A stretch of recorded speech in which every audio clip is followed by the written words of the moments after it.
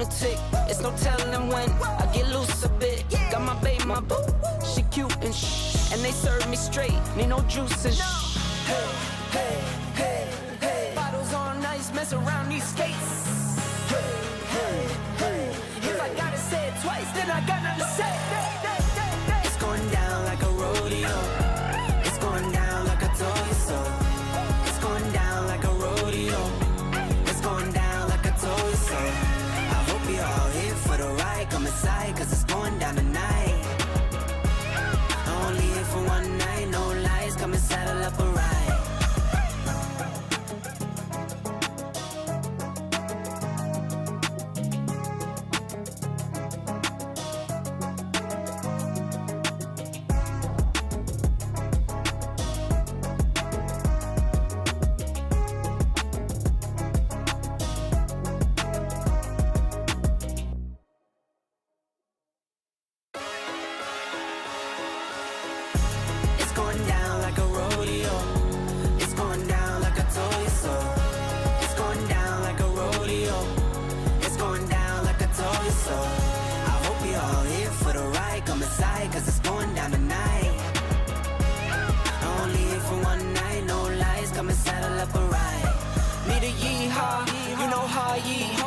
One night and we just wanna party in a fast car, a Ferrari. It's a push start, I don't need a car key. Slide on Broadway, and it's gnarly on a late night, but I'm not tardy. Right on time for the parties and Barbies. Strolling with a chunk of green like a golf swing. Hey, hey, hey, hey. Bottles on ice, mess around these skates. Hey, hey, hey. If I gotta say it twice, then I got nothing to say. It's going down like a rodeo. It's going down like I told you so. It's going down like a rodeo. It's going down like I told you so. I hope you're all here for the ride. Come inside, cause it's going down tonight. Only here for one night, no lies. Come and saddle up a ride. Come and kiss me up, it's going down like a train with no brakes, I'm not slowing down. See us showing up, we're showing out. But I pack it in till they kick us out. I'm no Nell in them, I'm a lunatic.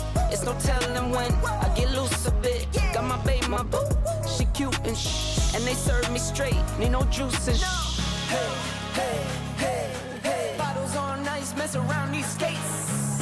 Hey, hey, hey. If I gotta say it twice, then I got nothing to say. It's going down like a rodeo. It's going down like I told you so. It's going down like a rodeo.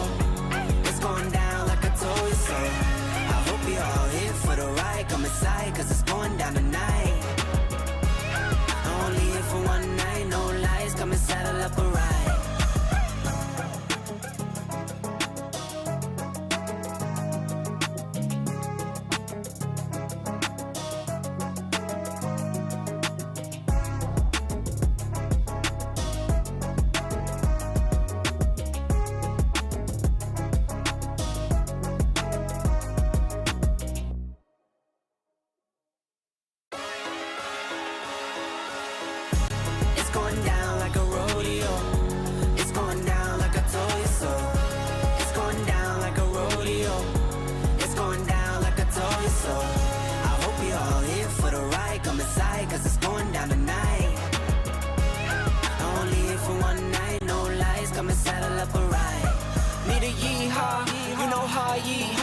One night and we just wanna party in a fast car, a Ferrari. It's a push start, I don't need a car key. Slide on Broadway, and it's gnarly on a late night, but I'm not tardy. Right on time for the parties and Barbies. Strolling with a chunk of green like a golf swing. Hey, hey, hey, hey. Bottles on ice, mess around these skates. Hey, hey, hey. If I gotta say it twice, then I got nothing to say. It's going down like a rodeo. It's going down like I told you so. It's going down like a rodeo. It's going down like I told you so. I hope you're all here for the ride. Come inside, cause it's going down tonight. Only here for one night, no lies. Come and saddle up a ride. Come and kiss me up, it's going down like a train with no brakes, I'm not slowing down. See us showing up, we're showing out. but I pack it in till they kick us out. I'm no Nelling them, I'm a lunatic. It's no telling when I get loose a bit. Got my babe, my boo, she cute and and they serve me straight, need no juice and Hey, hey, hey, hey. Bottles on ice, mess around these skates. Hey, hey, hey. If I gotta say it twice, then I got nothing to say. It's going down like a rodeo. It's going down like a toy so. It's going down like a rodeo. It's going down like a toy so. I hope you're all here for the ride. Come inside, cause it's going down tonight. Only here for one night, no lies. Come and saddle up a ride.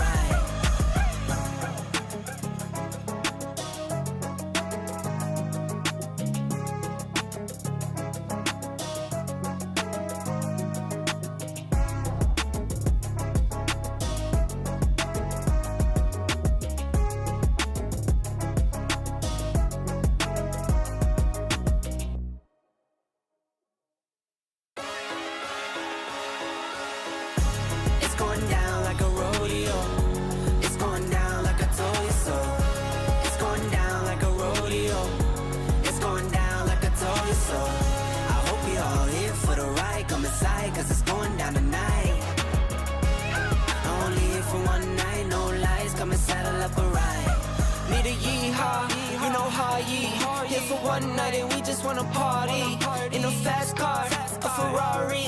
It's a push start, I don't need a car key. Slide on Broadway, and it's gnarly on a late night, but I'm not tardy. Right on time for the parties and Barbies. Strolling with a chunk of green like a golf swing. Hey, hey, hey, hey. Bottles on ice, mess around these skates. Hey, hey, hey. If I gotta say it twice, then I got nothing to say. It's going down like a rodeo. It's going down like a toy so. It's going down like a rodeo. It's going down like a toy so. I hope you're all here for the ride. Come inside, cause it's going down tonight. Only here for one night, no lies. Come and saddle up a ride. Come and kiss me up, it's going down like a train with no brakes, I'm not slowing down. See us showing up, we're showing out. But I pack it in till they kick us out. I'm no Nelling them, I'm a lunatic. It's no telling when I get loose a bit. Got my babe, my boo, she cute and and they serve me straight, need no juice and Hey, hey, hey, hey. Bottles on ice, mess around these skates. Hey, hey, hey. If I gotta say it twice, then I got nothing to say. It's going down like a rodeo. It's going down like a toy so. It's going down like a rodeo. It's going down like a toy so. I hope you're all here for the ride. Come inside, cause it's going down tonight. Only here for one night, no lies. Come and saddle up a ride.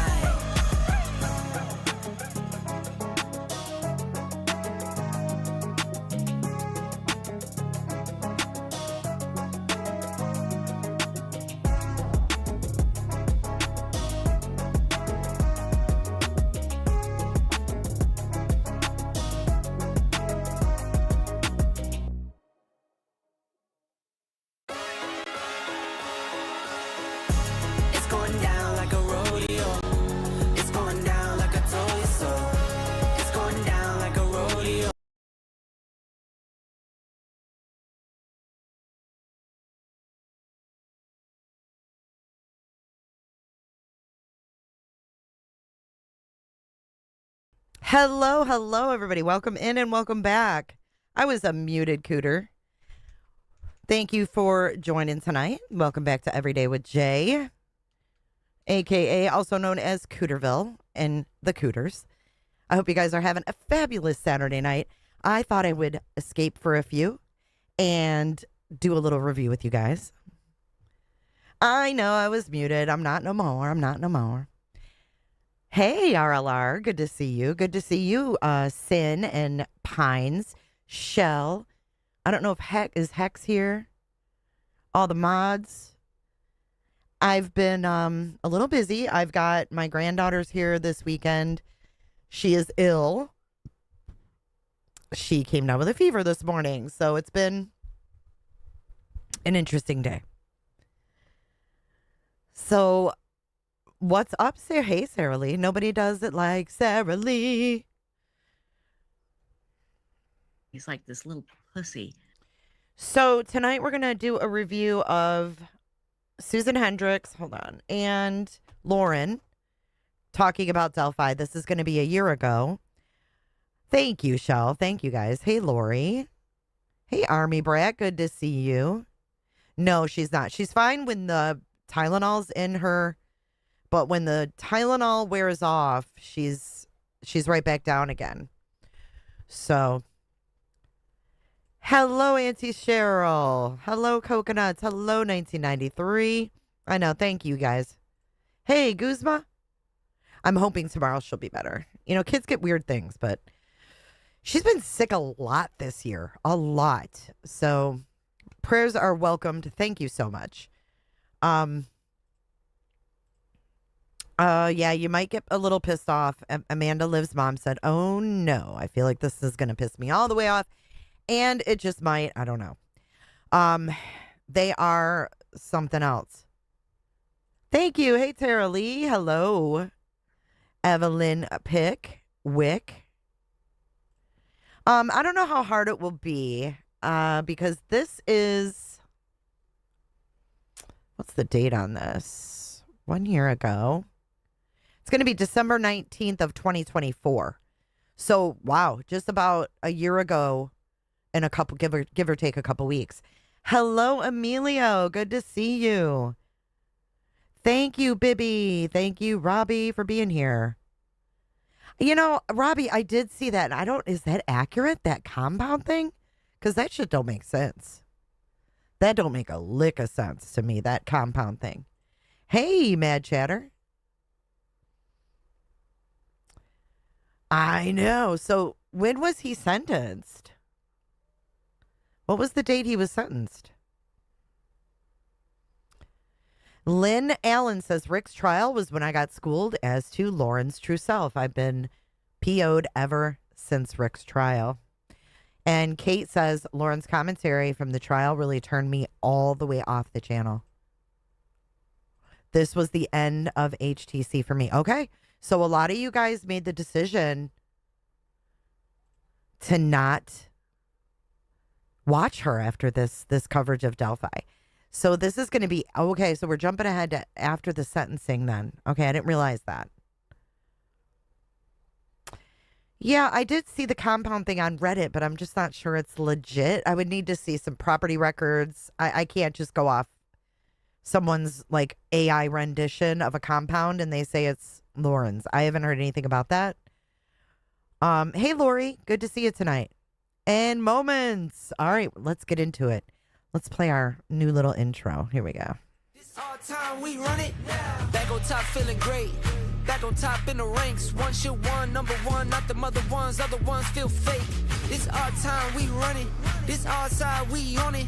This all grind and we want it. Did it and done it, can't outrun it. Stand up if you ready. Hands up if you ready. Say it loud if you ready. This all time we run it. All right, guys. December the 20th, he was sentenced. Interesting. So this is December 19th. This is the eve of his sentencing? All right, let's get into it, guys, without further ado. In his confession, he said, "I've always been selfish, and so I took their lives to save my own." Would he have felt that way before he saw the van? I just don't know at what point he said, "You know what? I've got to take their lives," but I think he came prepared to do it. Welcome everyone to Crime Conversations. I'm Susan Hendricks. Today on the show is Lauren Matthias, the host of one of my favorite channels, Hidden True Crime. And she hosts it. Look at the setup here. She's all like headline news setup. She's like, today's guest is Lauren Matthias. Lauren Matthias, the host of one of my favorite channels, Hidden True Crime. And she hosts it with her husband, Dr. John. And that was one of my questions. How'd you meet? She talks about their first phone conversation, how It's more about her than it is about Delphi, okay? That's what caught my eye. So maybe you guys won't be as upset as you think. And Ranny, yes, Yes, we are doing that. The alternate of the Motrin and Tylenol. So we're going to hear another rendition, I guess, of how they met. Local news, they talked about a triple murder that she was covering. We have a similar background there. We also talk about how different YouTube is, how she was able to build the strong community that she has. She calls them hidden gems, and tears up talking about how supportive they've been to her and how they lean on each other. This community just, thank you. Thank you to our hidden gems. We met She threw that. Thank you. Thank you to our hidden gems. Good evening, Aimski and Donna. each other. This community just, thank you. Thank you to our hidden gems. We met at the Delphi trial, the murder of Abby and Libby, and talk about what it was like inside of the courtroom. We'll be back for sentencing on December 20th. I also asked her how she's able to process some of the things she has seen and covered, and her answer may surprise you. He's seen in this video that's released worldwide shortly after the crimes. It's just another baby step of healing. Day to day, I try to just live my life and be me. If people are missing and This is her- you care this about is them, Susan's here's a way to intro. help.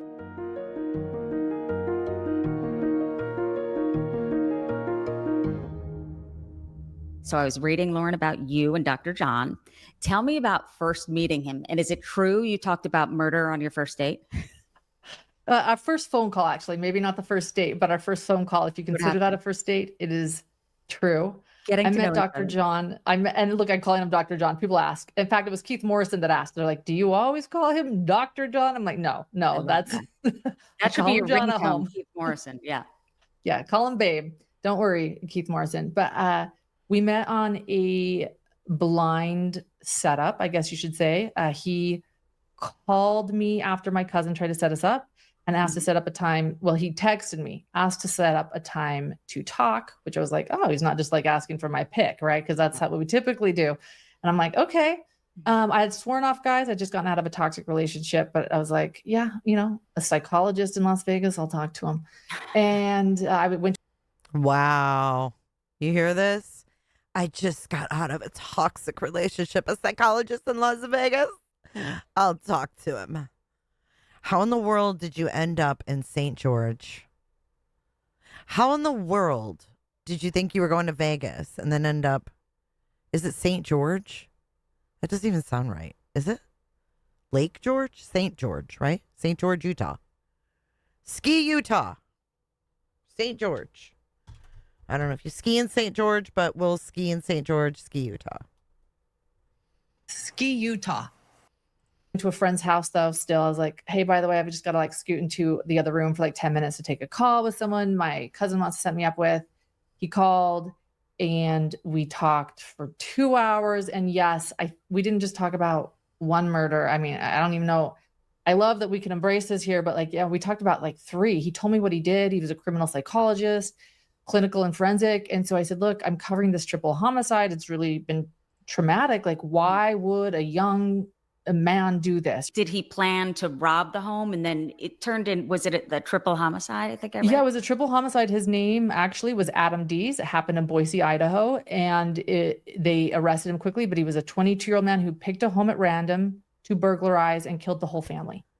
I never saw her report on this. Unless I missed it, I did not see her report on this guy.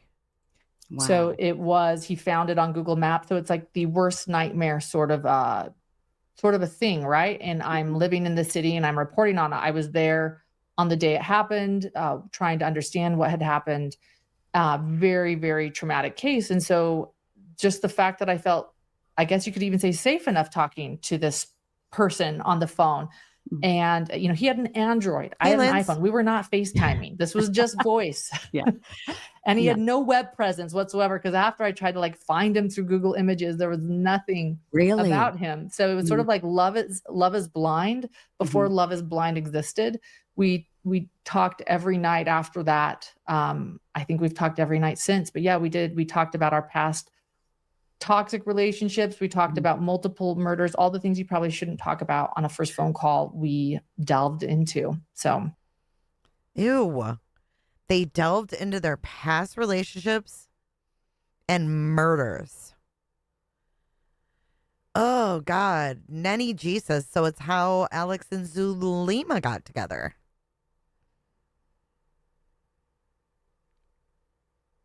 I don't think she did, Lynn. I don't think she reported on it.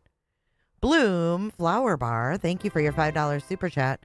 You know who else talked about murder on his first dates? Rex Hewerman. Oh my God.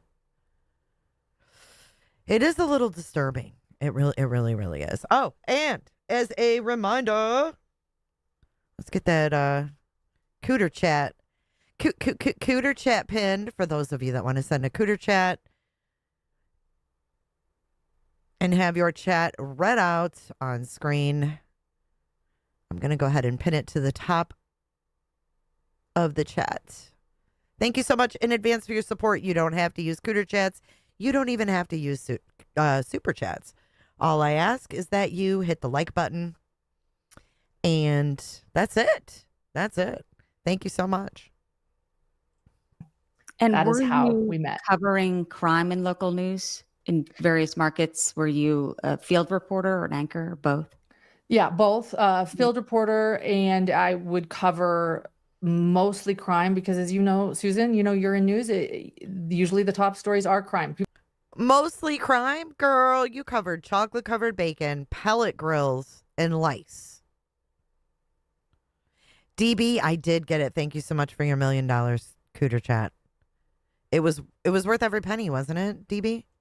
People say, how'd you get into crime? I'm like, that's what we do. You know, the majority of all stories in local news are crime, or at least they lead the newscast. And yes, I always say I love the B block and the C block. I mean, God bless the B block. You know, the more fluff story. I actually would sometimes say, you know, I'm more of a B block reporter. Like, I don't need to be the top story because the top story was always crime. And sometimes I just wanted.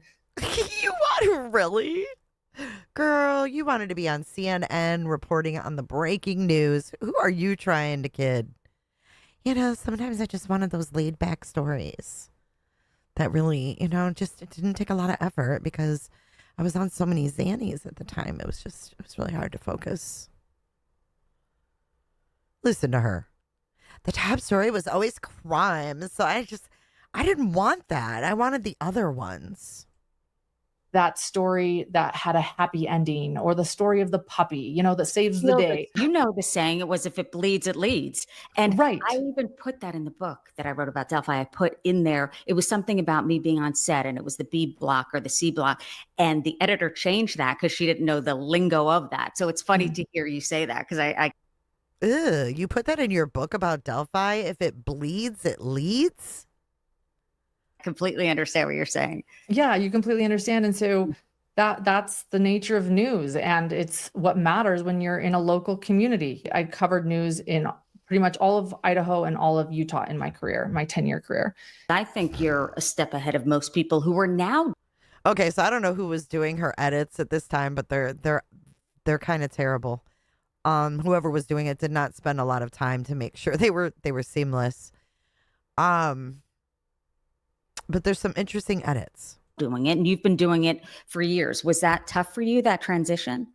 Very hard. It's still hard, Susan. It's still hard. You know, I had people encourage me, you know, you and I were both in Delphi together, and we can talk about that later, but I was still insecure about going live every day. And it still felt embarrassing. Listen to this. She's talking about going live on YouTube. This is literally about going live on YouTube. Embarrassing and awkward at times, and it's the community. Delphi, had you gone live a lot? Or was yes, I had gone live a ton before that, but it's like in local news or on YouTube? Both. Oh, both. Okay. Both, I'm still learning the YouTube lingo too. yeah, going live on YouTube. Sorry, I should decipher. And we are going back and forth between my reporting career and YouTube. So why were you insecure about it? Just getting used to the platform? Your fan base is amazing. That edit cracked me up because Susan's like, what were you nervous about? Just it being a new platform? Like, you're telling me you were a seasoned reporter. I wonder if Susan Hendricks saw her reporting in Salt Lake the other night. I wonder. Sorry, I should decipher. And we are going back and forth between my reporting career and YouTube. So why were you insecure about it? Just getting used to the platform? Your fan. Obviously, Lauren's answer was didn't make the cut. But whoever edited this left that in there. My God, these editors they have crack me up. Yeah. Career in YouTube. So why were you insecure about it? Just getting used to the platform? Your fan base is amazing and they love who you are and you have such knowledge of Delphi. Thank I you. thought no one would know that you're insecure. Excuse me? Knowledge of Delphi? She never even covered Delphi prior to going there, as far as I know. She doesn't know anything about Delphi. Look at her. Yep. I got Holman on my show. They love who you are and you have such knowledge of Delphi. Thank I you. thought no one would know that you're insecure about it at all or that you were. Our listeners are encouraging. That's why there are our hidden gems. How about that? They encourage me and make me continue on because I feel, their encouragement. But I think when you're, when you're on the news, we're taught perfection, right? We're taught to know your stuff, don't mess up. And we have teleprompters, not when we're live in the field, of course. After the other night, this aged not well at all. But, when we're anchoring, we have the teleprompters. When we're live in the field, we're there, but we have a time limit. We have an IFB in our ear. We're saying you have 2 minutes. You need to ask these 2 questions or give us a 30-second or a 90-second, rundown of everything going on. And this is, hey, you know what? You're the eyes and the ears of the courtroom. You need to write everything down. Nobody else has any information. And then you need to go live for about an hour and a half on notes that maybe you can't completely read your own writing. Read your own writing and bring us the very latest. I think I just always feel the heaviness of being like, for the same reason that I find journalism important, which is information matters. That didn't even make sense. Hold on. I feel that it was an edit. I don't want to be... What does this say?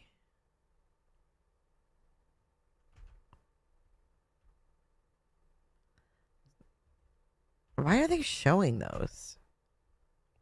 And bring us the very latest. I think I just always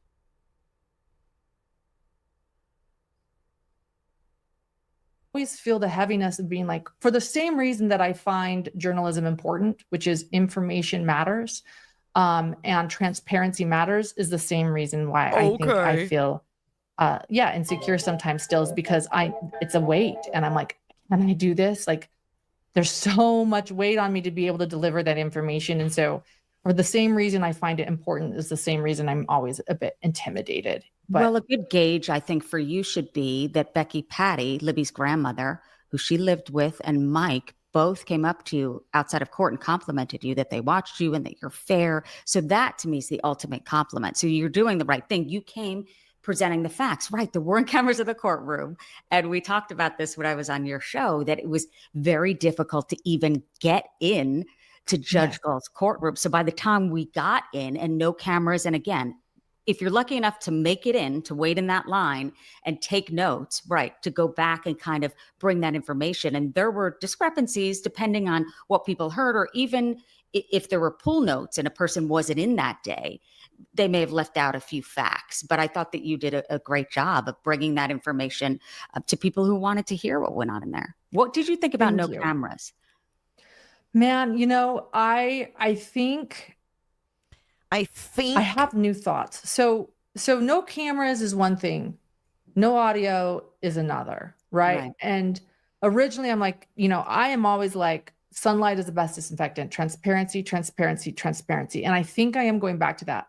But I also think I have more of an understanding for Judge Gull and a little bit more compassion too about what she was trying to do. I think her intentions were good. Trinity says, if transparency matters, why didn't you tell us your husband defended pedos? Good question. And I think I understand and have compassion for her attempts. I still think, though, that disinformation happened because so much was hidden and the public couldn't know what was going on, where I think that could have been prevented with more transparency. Is that a good way to explain it? But yeah. And I think you're exactly right. I think she was trying to avoid what we saw with Karen Reed, with Turtle Boy and the chaos. She wanted none of that. I mean, think about the defense attorneys who wanted her off this case desperately. And there are some people who, you know, she was bad-mouthed everywhere. But I think she stood her ground and saying, I don't care. Of course, I need to let the press in. You're on your own on the line. And I bring this up a lot, but it was Lord of the Flies to even get in. And then once we were in, at times it was difficult to hear. Of course, that's not her fault, but you're right. If there was audio to like kind of a separate room that people could hear, it would have. And I'm not sure about that, Pines. Pines says, I remember other creators complaining about someone's notes. It felt like it was directed at HTC. I don't know. Maybe someone in chat knows about that, because she did say pool notes. I think she said poll notes, but I think she meant pool. Bo Bear, I just can't figure out the Cooter chat. What's the matter? Ski Utah. And the sad part is she is 4 cameras in the courtroom, but I think she saw hints of this possibly becoming 3-ring circus. I mean, it was turning into that. And she saw that with the defense attorneys and with the leaked crime scene photos. I think after that, it was done. No cameras. Right. At all. And no audio. I completely agree. I think she saw the writing on the wall. I think you're exactly right. She was trying to prevent what happened with Karen Reed and others. So again, I think it took me going to the trial to understand that, because before I was like, what? I mean, that was why I went. That's why we decided to go, is when we learned there was going to be no audio and no cameras. Because again, going back to what I believe in journalism, I believe in transparency, I believe in information. And when I learned that in Delphi, Indiana, there were going to be no cameras or audio, I was like, we've got to go. Like, maybe we can make a difference here.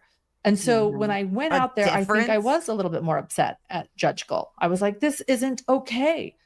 After I experienced, as you said, the Lord of the Flies getting in, and everything we experienced there, you know, you and I talked about it. You're like, I have PTSD. You shared that on my station. Or did you see what I just said there? Yeah. My station, my YouTube channel. What? What's BSD? Getting in, and everything we experienced there, you know, you and I talked about it. You're like, I have PTSD. You shared that on my station. Oh, you're laughing about PTSD. This is really funny. It's really funny to talk about the victims of children being horrifically murdered and then joke. Let's laugh about having PTSD, because that's funny. That's funny. Hey, Fancy Nancy. You shared that on my station. Did you see what I just said there? Yeah. My station, my YouTube channel. I'm with a fellow journalist now. No, I feel you. I didn't even hear you say that, but I understand, because you're used to so many years in television news. It's different here, right? Yeah. So you said that, you know, you feel like you have PTSD. Anyway, after experiencing the trial, I do have more compassion for Judge Gull and what she was attempting to prevent. And I think I kind of saw that firsthand. So was there anything that surprised you or touched you more than you thought it would, whether it be with Richard Allen or regards to the family, or what you heard in court, or a specific day, or any testimony? I know there's so much. I mean, it was a month long. That's a tough question to ask you. But did you leave there feeling a different way than when you arrived? I left there, I definitely left feeling different. I felt the weight of the world. Well, so here's something. You felt the weight of the world? Shut up. Why would you feel the weight of the world? Oh my God, I can't stand her. I had a moment where we were going to see if we could be of help, if it mattered that we were there. And then I did come home for Halloween to trick or treat with my little boy. Yeah. And remember when she didn't want to go home? She's like, I have to go home. When I came home originally, before I went, I thought maybe I'll just stay. You know, I hadn't bought a plane ticket back. You had no intentions. I hadn't. She had no intentions of going home. No intentions. And Swarrior, I'm sorry. I can't control what they say. All we can do is call it out and make them look like the fools they are, honey. My son suffers from PTSD as well, so it irritates me as much as it irritates you. Trust me. Lynn Allen, thank you for your super chat. She says, hey, Jay, love you here in Idaho. Yes, Ski, Idaho. Lauren Stint here. I couldn't figure out the cooter chat either, but I'm 68 years young. Thank you for your super chat. I appreciate that, Lynn. Is the cooter chat not working tonight? We haven't gotten one cooter chat. Yeah, I didn't either. Yeah, I didn't either. Okay, yeah. And so when I came back for Halloween, of course, I was exhausted and we weren't sleeping, as you say. We were just fighting every day to get into the courtroom and Fucking emotionally, fuzzy physically, slippers and no lip sleep. gloss. I realized I wanted to go back for Abby and Libby. And I remember I did a members only live on my channel very early to try to explain to people what I was feeling. And I couldn't finish because I started crying. And again, I was tired and I was like, I can't believe this is happening. So I had to put my phone down. But I remember saying, I feel like everybody is forgetting what this trial is about, which is about two little girls who were brutally murdered. And I've got to go back just to like keep people remembering what you have to go back to keep people remembering, because people are going to forget if Lauren, Ruthie, Matthias is not there, right? She's got to be there because I've got, just like the Daybells. I couldn't be there for my brother because I had to be there for justice for the victims of the Daybell case. the law and crime. We don't need you there. No one needs you there. Listen to her. I've got to go back just to like keep people remembering what this is about. And not that I can do that. That sounds really pompous, a little bit like, but No, it doesn't. No, it doesn't. I completely understand. And it's different when you're there. It's No, hard it to even isn't. put into words, but I completely understand. And it's tough. As I was saying on your show, it's hard to even put into words. You kind of have to be there. I think we have a connection that's there forever. I feel like I know Grayson. I feel like I know everyone who is there with you because Listen to her. I know Grayson. See this? Look at her. Yeah, I know Grayson too. Look at her. Yeah, I know Grayson. Susan, you like Grayson? Everybody needs a Grayson. That's what Trisha says. We all need a motherfucking Grayson.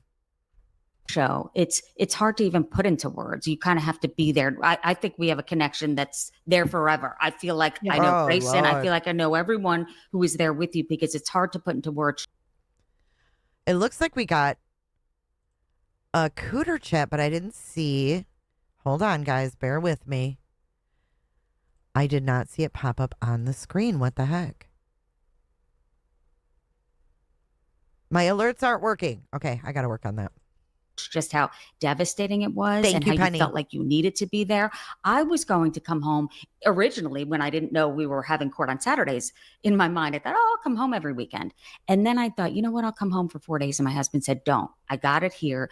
If you're here, he knows me. You're going to feel like I should be there. I should be back. And he said, then what's the point? Fear of missing you out, being here? baby. Because it was a long time. It was a month.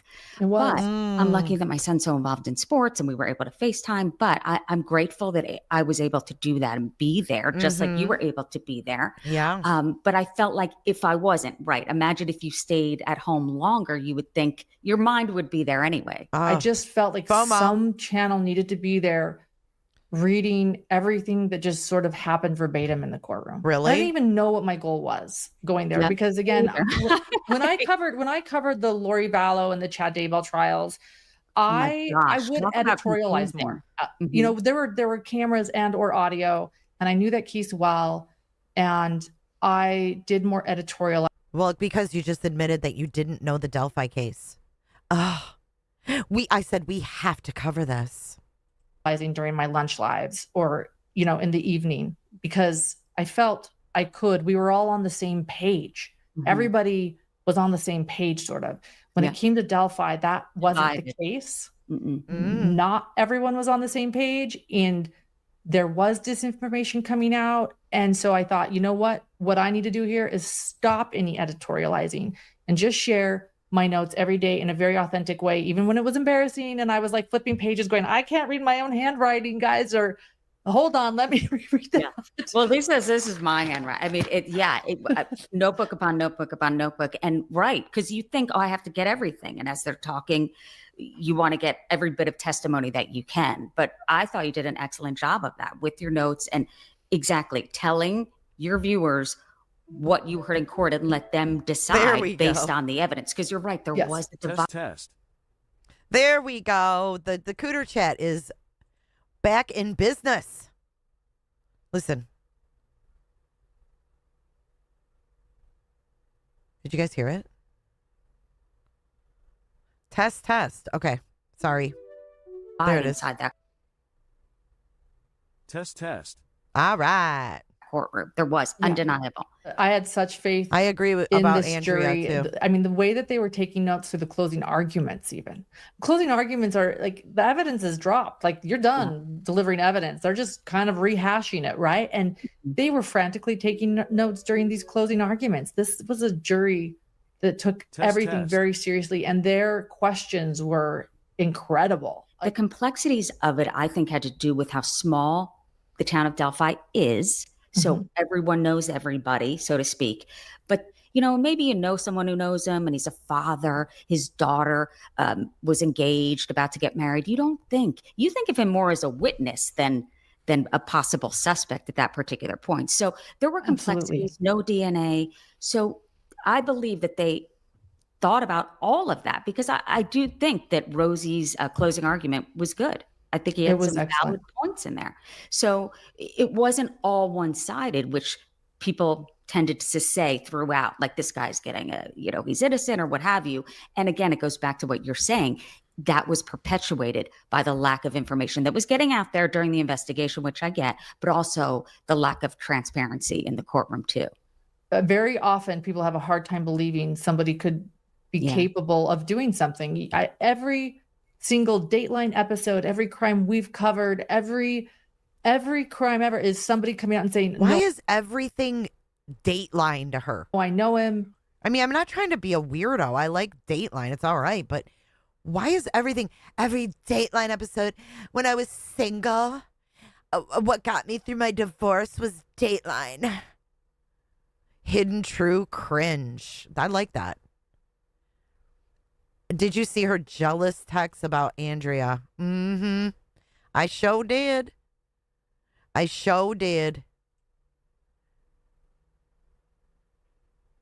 Hey, Teresa. There's no way. That doesn't make sense.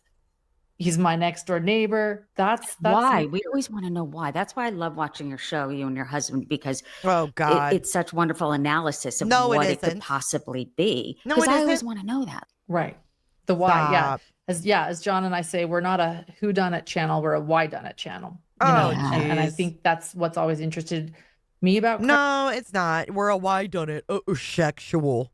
It was sexual. I think this guy's a repeat offender. Hold on, let me get out Bertle's 1982 edition. This is paragraph 2. It's either a book or Dateline. A book from 1972 or Dateline. Crime is understanding, because I think it's understanding humanity too. As when people say, why are you into crime, or what is it about crime? Crime teaches us about ourselves and about humanity in a way nothing else does. As long as humans have been on this earth, crime has existed. And dude, I don't learn about myself from crimes. What is she talking about? Do y'all learn about yourselves? Because I don't. I don't personalize the cases I cover. At least I try not to. This is fucking wild. Crime helps us learn about ourselves. Weird. Why? Right? Why? And why do we do what we do? Why do human beings have this dark side? Speak for yourself. Why do we do what we do? Hey, Harmon. Why do we do what we do? Dude, speak for yourself, weirdo. Dark side. Why do we have this dark side? can And is it we be nature or better? nurture? Is it nature? Yeah. Mad Chatter. I actually read the book in a couple parts. If you want to replay that, it was wild.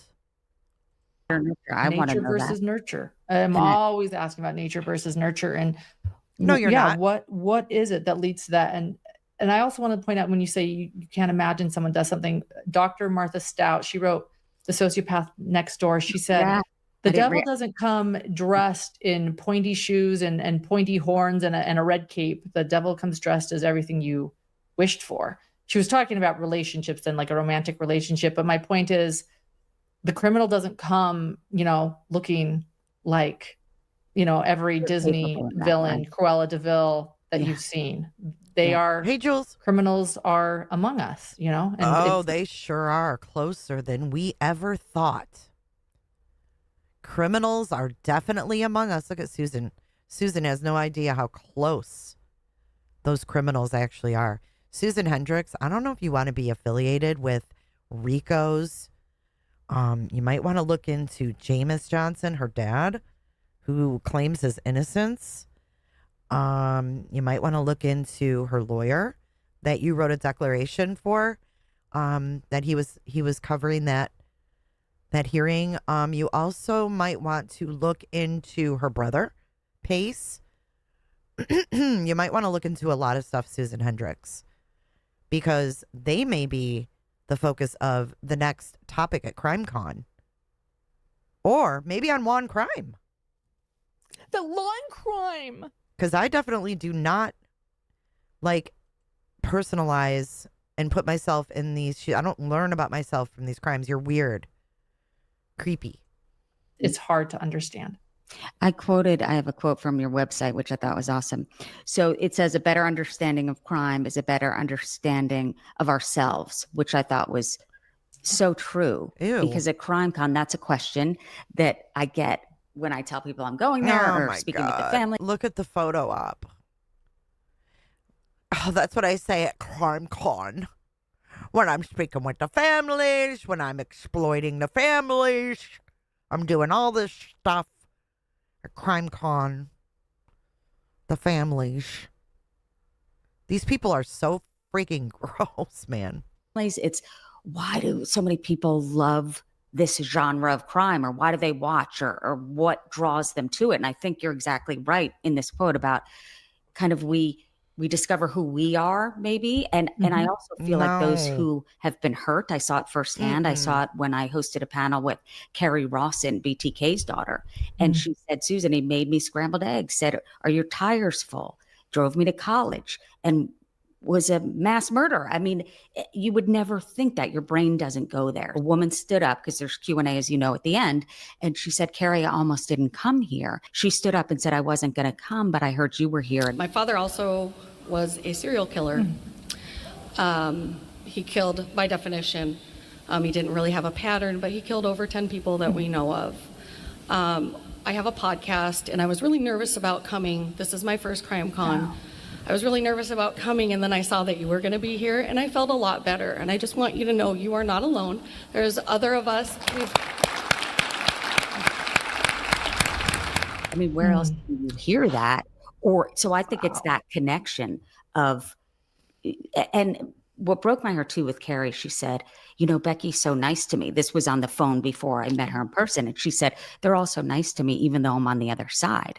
And I said, what side? This is not your fault. Because deep down, that's what I think she felt, that it was her fault somehow. She should have seen it. She should have known. And that's why I never wanted to, and I don't, with the family. I felt horrible when we saw Richard Allen's daughter, of course, on the stand, and the mother and the wife. ASB, if you stick around after this review, I will give you a little brief synopsis on her father. I'll give you Jameis Johnson's criminal history in 10 minutes. Remind me, though, because I might forget. Jameis Johnson's criminal history in 10 minutes is coming up after this. And hearing the calls and the confessions that he made, I truly believe that Richard Allen's wife still believes that he didn't do it. Because how can your brain, if you're dating someone since high school or even before, I believe they met This is when they gonna were piss very you young, guys off. how can you wrap your brain around that? You think you know someone and you really don't. So I believe it's understanding the human condition. But with Richard Allen, I don't think we'll ever truly understand why. Maybe he will talk about it. We'll see. I think he will. I think he will. You know, I think he wants to talk about it. That's I you know, do that's too. what John has always said on our channel. Yep. Too. Like he keeps talking about it. John said that. And I was like, yes. So I was in Delphi when I listened to you guys, and he said, you know, no one's listening to him. The jury Yeah. finally listened to him. Yeah. Nobody else was. Not his mother, not his wife, no one. But the jury did. I mean, and I think if it wasn't for Richard Allen, I don't think Richard Allen would have been found guilty. He was telling all of his suicide companions, right? He was telling everyone that was willing to listen. He was telling who? His suicide companions. Hey, Chrissy knows it all. Thank you for being here. And thank you for saying I'm spot on. I appreciate you being here. What does that mean? Sleuthy, what does that mean? His suicide partners. And I think if it wasn't for Richard Allen, I don't think Richard Allen would have been found guilty. He was telling all of his suicide companions, right? He was telling everyone that was willing to listen. What are suicide companions? What does that mean? What's a suicide companion? I'm Googling it.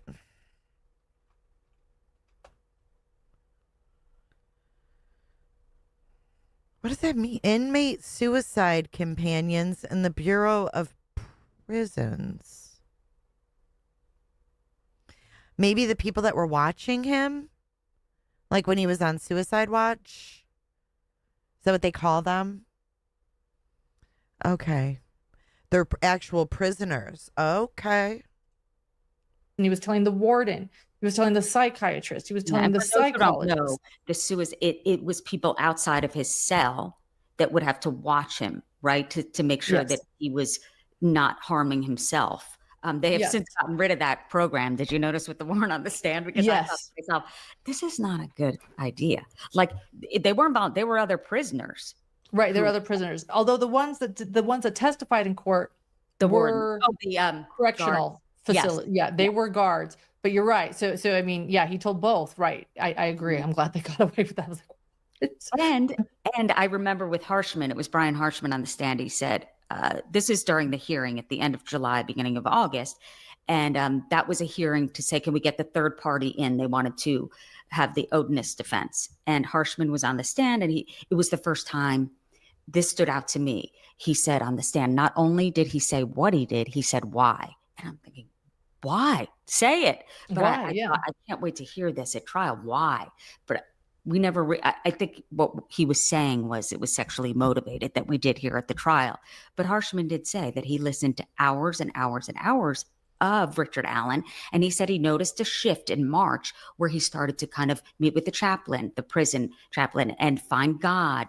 And in his own mind, he even said to his wife, I believe, or his mom, like, so wait a minute. They had other prisoners sitting with Richard Allen when he was suicidal?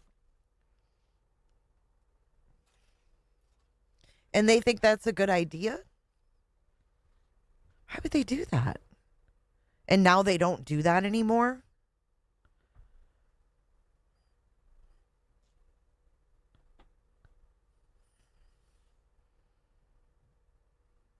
God, that's messed up. like, I ruined everything here. I'm paraphrasing, but we can be together again in heaven. So I think that's when he decided, okay, I want to get this out there. I want to apologize, right? Didn't he tell Dr. Waller that to the families? Mm-hmm. I want to be with them in heaven. Yes, he loves his family. Mm-hmm. Do you think there was specific rage towards Libby? Because during that hearing, and I remember I was sitting next to Becky and she tapped me really hard because Harshman said he was sorry for killing Abby. No. 13 months is what someone said. It was 13 months. That's a long fucking time, dude. Right, I know he was forced the Haldol. And wasn't it true that the Haldol is like a monthly dose and they were giving it to him like a couple times a week? like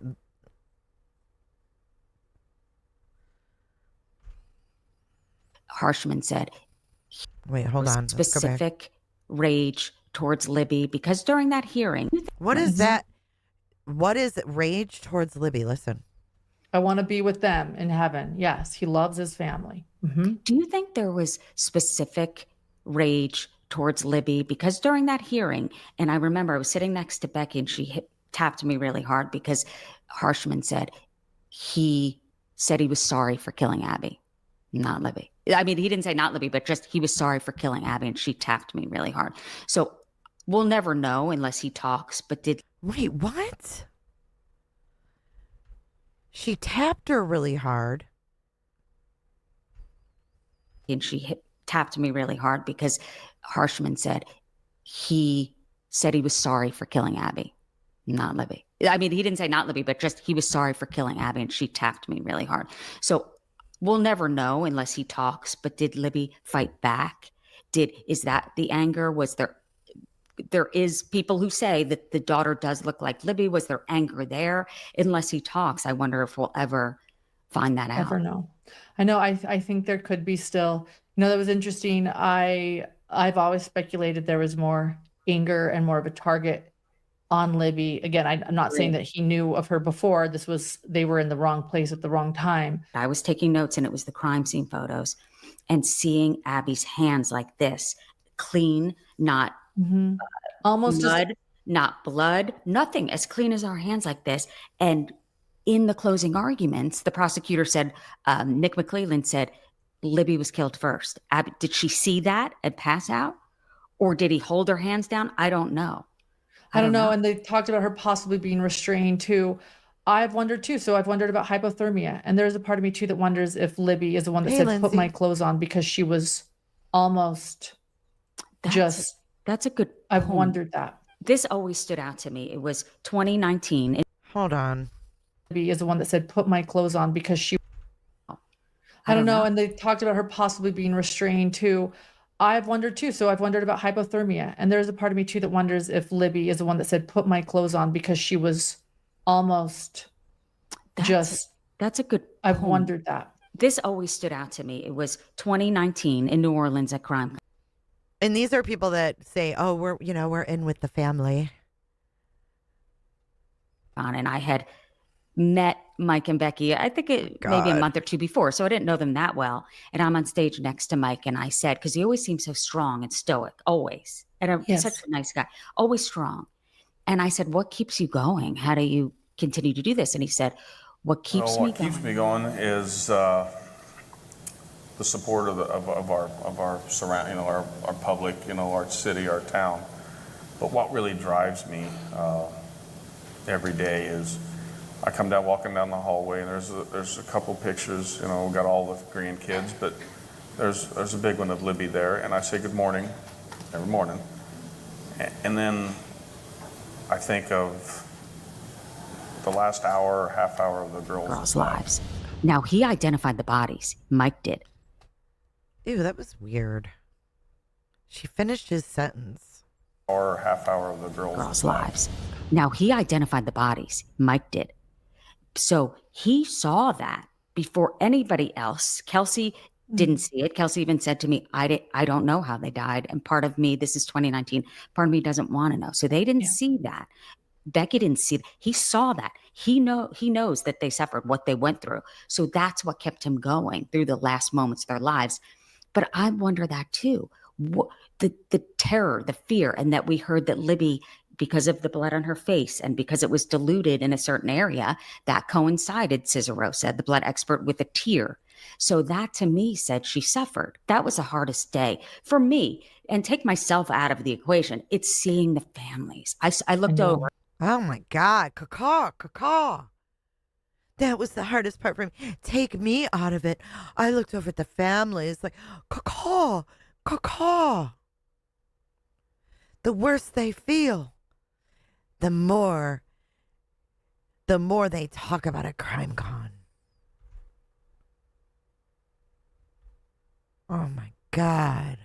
Her face, and because it was diluted in a certain area, that coincided, Cicero said, the blood expert, with a tear.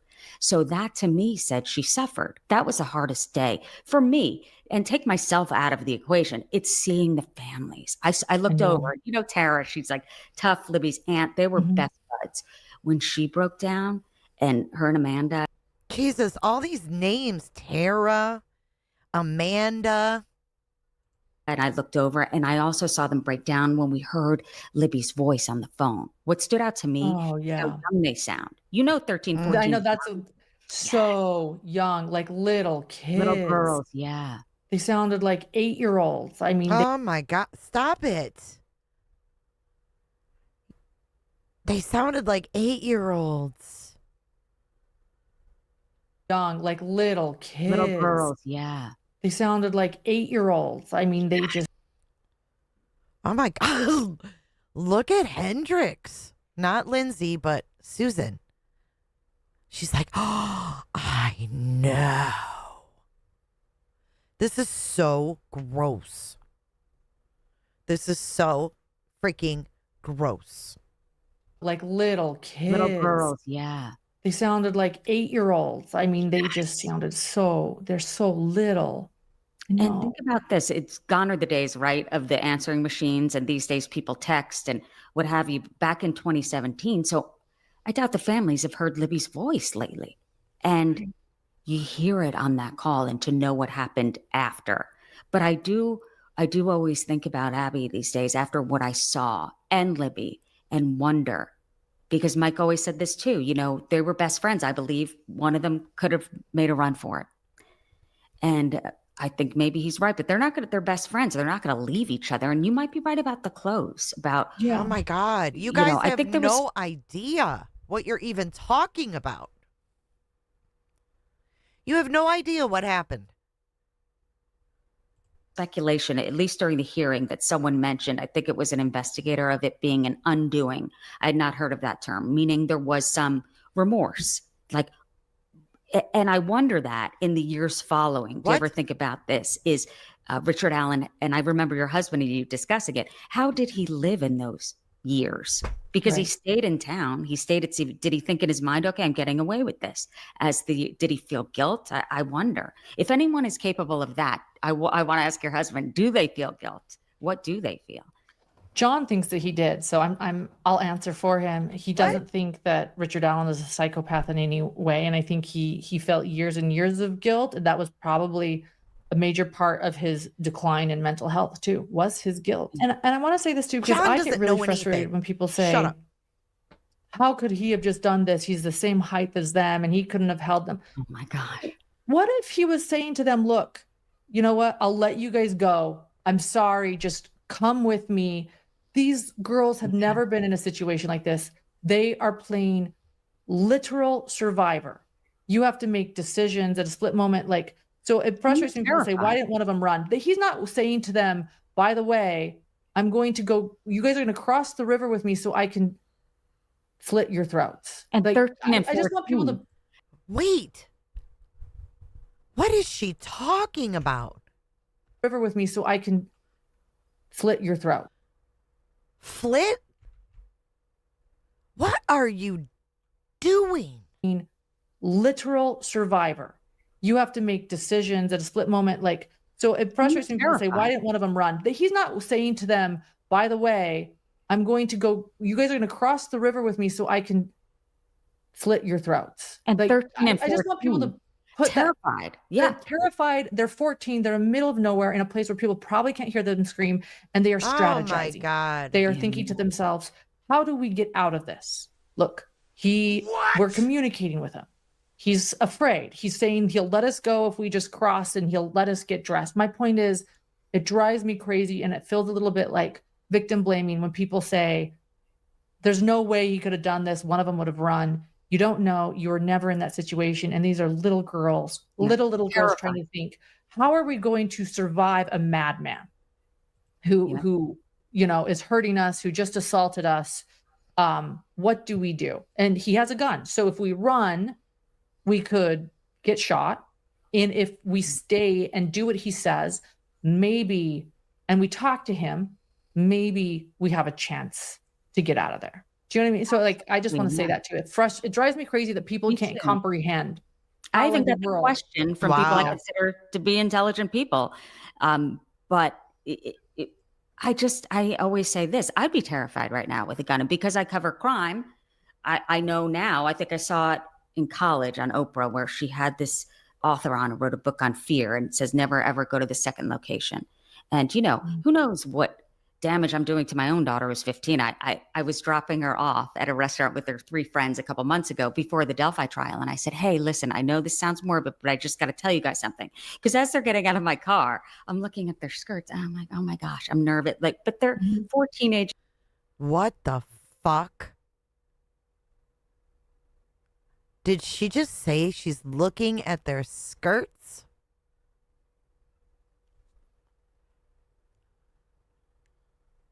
Oh my goodness gracious. About her own daughter. Out of my car, I'm looking at their skirts and I'm like, oh my gosh, I'm nervous. Like, but they're 4 teenagers. My sister and I were out all day behind our house. So I have to give them freedom. So, but What the fuck? Oh my God. She's the type that will say, oh, she got raped because of what she was wearing. Remember that fucking thought process back in 1981 when women were shamed for being raped because, oh, she dressed scantily? Ugh.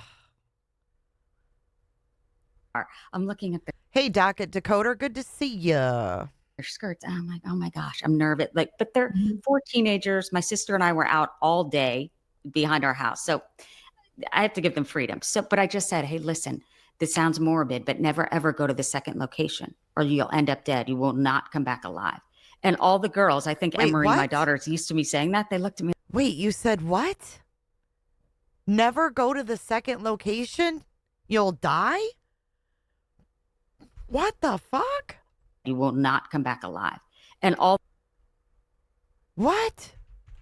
house. So I have to give them freedom. So, but I just said, hey, listen, this sounds morbid, but never ever go to the second location or you'll end up dead. You will not come back alive. And all the girls, I think Emery, my daughter's used to me saying that. They looked at me like this. I went, bye, have fun. I know I'm nuts, but it's just the stories that I cover. And my son, this is kind of a funny story, was in a second grade class. And he said, Mom, we had someone, she wrote a book on poetry. It's Jason's mom. And, you know, I was sitting near Henry and I said to Henry, you know, my mom writes books. He talks like this. And I said, what did he say? And he said, oh, you know, my mom writes books. He talks like this. Wow, that's your. Wow. Mom. And, you know, I was sitting near Henry and I said to Henry, you know, my mom writes books. He talks like this. And I said, what did he say? And he said, oh, what kind of book? And he said, I said this, don't tell anybody, murder. And then I said, well, then what did you say? And Henry said, oh, I think I might like a book on murder. But I'm like, oh my gosh, I'm scarring them. Definite. No, I But tell my little boy the same. every Just, day. you know, I What? tell him the same. I say, Oh no. Oh no. We're going to hear about Lauren's kid. Dude, you don't tell other people's teens that they're going to. No, that's not her fucking duty to do that. These are wild women. Scarring them. Definite. no, I But tell my little boy the cover same. every Just, day. you know, I tell him the same. I say, always scream. Always scream. If someone says don't scream, you scream as loud as you can. You fight, you kick. I know. Look, But if when I you know, didn't you cover know. this stuff, I would go with them right now. If Richard Allen came up to me on that bridge with a gun, I'd follow him. If I didn't Yeah, cover this. So, they had nowhere to go too. Honestly, when people say that, like they got in a car, where are they getting in the car? They would run on the bridge. How do you run on the bridge? You what don't is run on your the bridge. take about Yeah, I know the statistics. Hey, Sarah Crossbody. The statistics are there. I mean, I'm not going to deny that.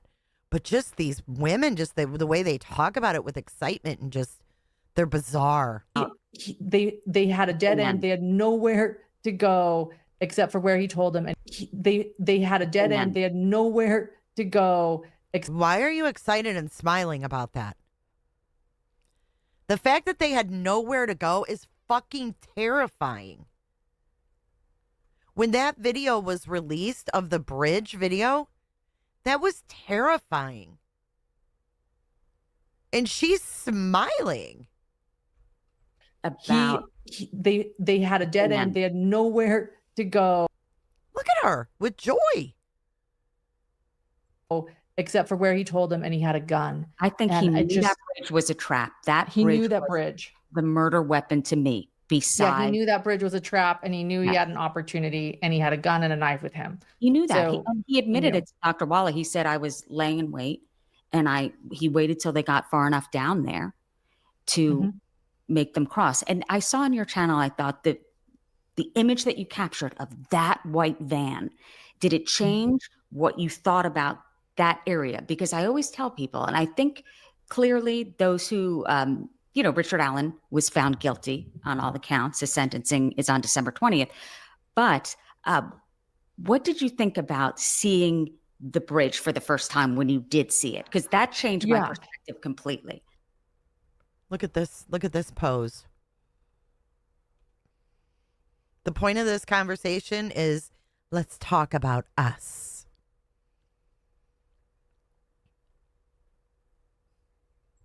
Yeah, it was chilling. Well, and interestingly enough, Susan, when you and I arrived at the trial, there were still leaves on the tree. And then when we left, all the leaves were gone. Yeah. And in February, when Abby and Libby were murdered, there were no leaves. And that was part of people's complaint. Well, how could you hide and how could you not find bodies? Da, da, da. So this was no leaves on tree. After the trial concluded, he was guilty. And, going to the end of the bridge, you see, and of course, if you go down into where they went, then. Oh, did Christina take those pictures? Interesting. And this says source, Julie Melvin, YouTube. I didn't see a source on that photo that was taken. And you're on private property. So people say, well, why don't you go down the hill? When I saw the white van, and it was actually Weber's white van, you can actually see it. So you're at the end of the bridge. Multiple things. When people talk about them leaving in a car, my mind almost explodes. Like, how? Where is that car? How are they running? When people say they should have run, where? Like, where? Look, where? Here it is. Here it is, guys. This is the end of the bridge.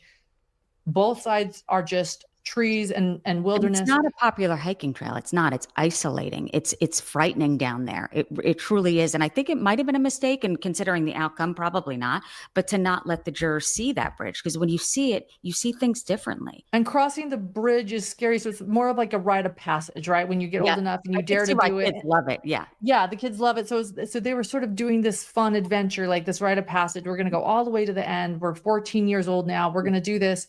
And so they come to this dead end. And so I want to point out all those things. And then people have wondered, did he really see a van? And yes, he said he saw a van, not a white van. It was the defense actually that brought up the white van. But did he really see this van, and could he have seen it through the leaves? I really didn't understand how he saw a van, but you could see, even though I didn't go down the hill where he took them, you could see a white van in the distance through all the trees. And you could see that as that van, if they were down the hill, how that van driving would have scared somebody. Do you think his intent was to kill based on what he was wearing and based on the fact that he worked at CVS? Do you think he was just going to let them go if he didn't see the van? I don't know. The fact that he had a box cutter with him, that's from Richard Allen. He had a box cutter they threw away in a CVS dumpster, and a gun, makes me feel like he had plans for something. But I also wonder, I do believe that maybe this had been a scenario in his mind that he had created for some time, that I do believe it was sexual in nature, just as he said. Everything makes sense to me. So he says it was sexual in nature, that he wanted to rape them, and that they went to the bottom of the hill, their clothes were removed, and for 7 minutes, whatever, as far as the health app goes. Then he sees. Oh my God. Wasn't there no sign of sexual assault? Correct me if I'm wrong. It's been a minute. But wasn't there no sign of sexual assault? She's gross. To rape them, and that they went to the bottom of the hill, their clothes were removed, and for 7 minutes, whatever, as far as the health app goes. Then he sees the van and he has them crossed. The question is, was he going to kill them no matter what? And I go back and forth. Did he get scared? And he said in his confession, he said, having a I've always been serious convo selfish. with your kids about danger is important and necessary. But the way it is being related to short skirts and permanent damage to your kids' BC of your work while laughing is ek. Thank you, Pines, for your cooter chat. She said, having a serious convo with your kids about danger is important and necessary. And I agree with that. And I have done that very thing. But relating it to short skirts and permanent damage to your kids because of work and laughing is ick. It's ick, like Judy Ron got the ick. These girls give me the ick. And so I took their lives to save my own. Would he have felt that way before he saw the van? Did the van make, like, what? I mean, if these girls were going to tell on him and share who he was and recognize him from CVS, and if had a conversation with him, and what if one of them recognized him from CVS? Like, I don't know if it was the van that cost him. I just don't know at what point he said, you know what? I've got to take their lives. But I think he came prepared to do it, right? I mean, he had a box cutter. Yeah. Did you think possibly while we were waiting for the verdict that it could be a hung jury? What were your thoughts as we went into day 3? Oh yeah, every day. So I was out there going live on my cell phone every day, Susan. And there was one day, like, there would be one day, I think it was like 3 days, right? I was like, it's going to be guilty. I know it's going to be guilty. And I felt like you're pretty level-headed with like you thinking it was going to be guilty. But, you know, I was like, okay, it's going to be guilty. Like it just has to be one juror.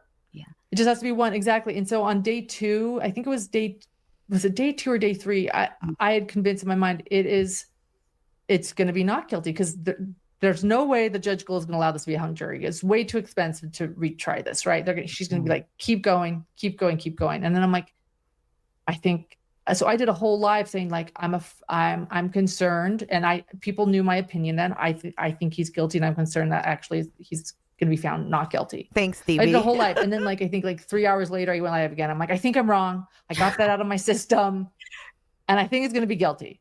So I was definitely leading my listeners through a lot of my ups and downs. I guess I'll just say they're probably. And I felt it too. One day they left early, and I thought, are they mad at each other? Is there a holdout? But then on Monday, what'd you feel? I don't want to put words or thoughts in your head. What did you feel when you heard a verdict's coming down? I couldn't believe it. I was actually in my rental car across the street. And were you live at that point, going live? I wasn't live. I was like working on like podcasts. I was just sitting in my car that day. You know, after a while, I was out. Thank you, Kate, for your cooter chat. Her lack of professionalism, giddy demeanor, and willingness to turn what is clearly a tragedy into some gossip fest is gross to me. Have some respect. I agree. Thank you for your cooter chat.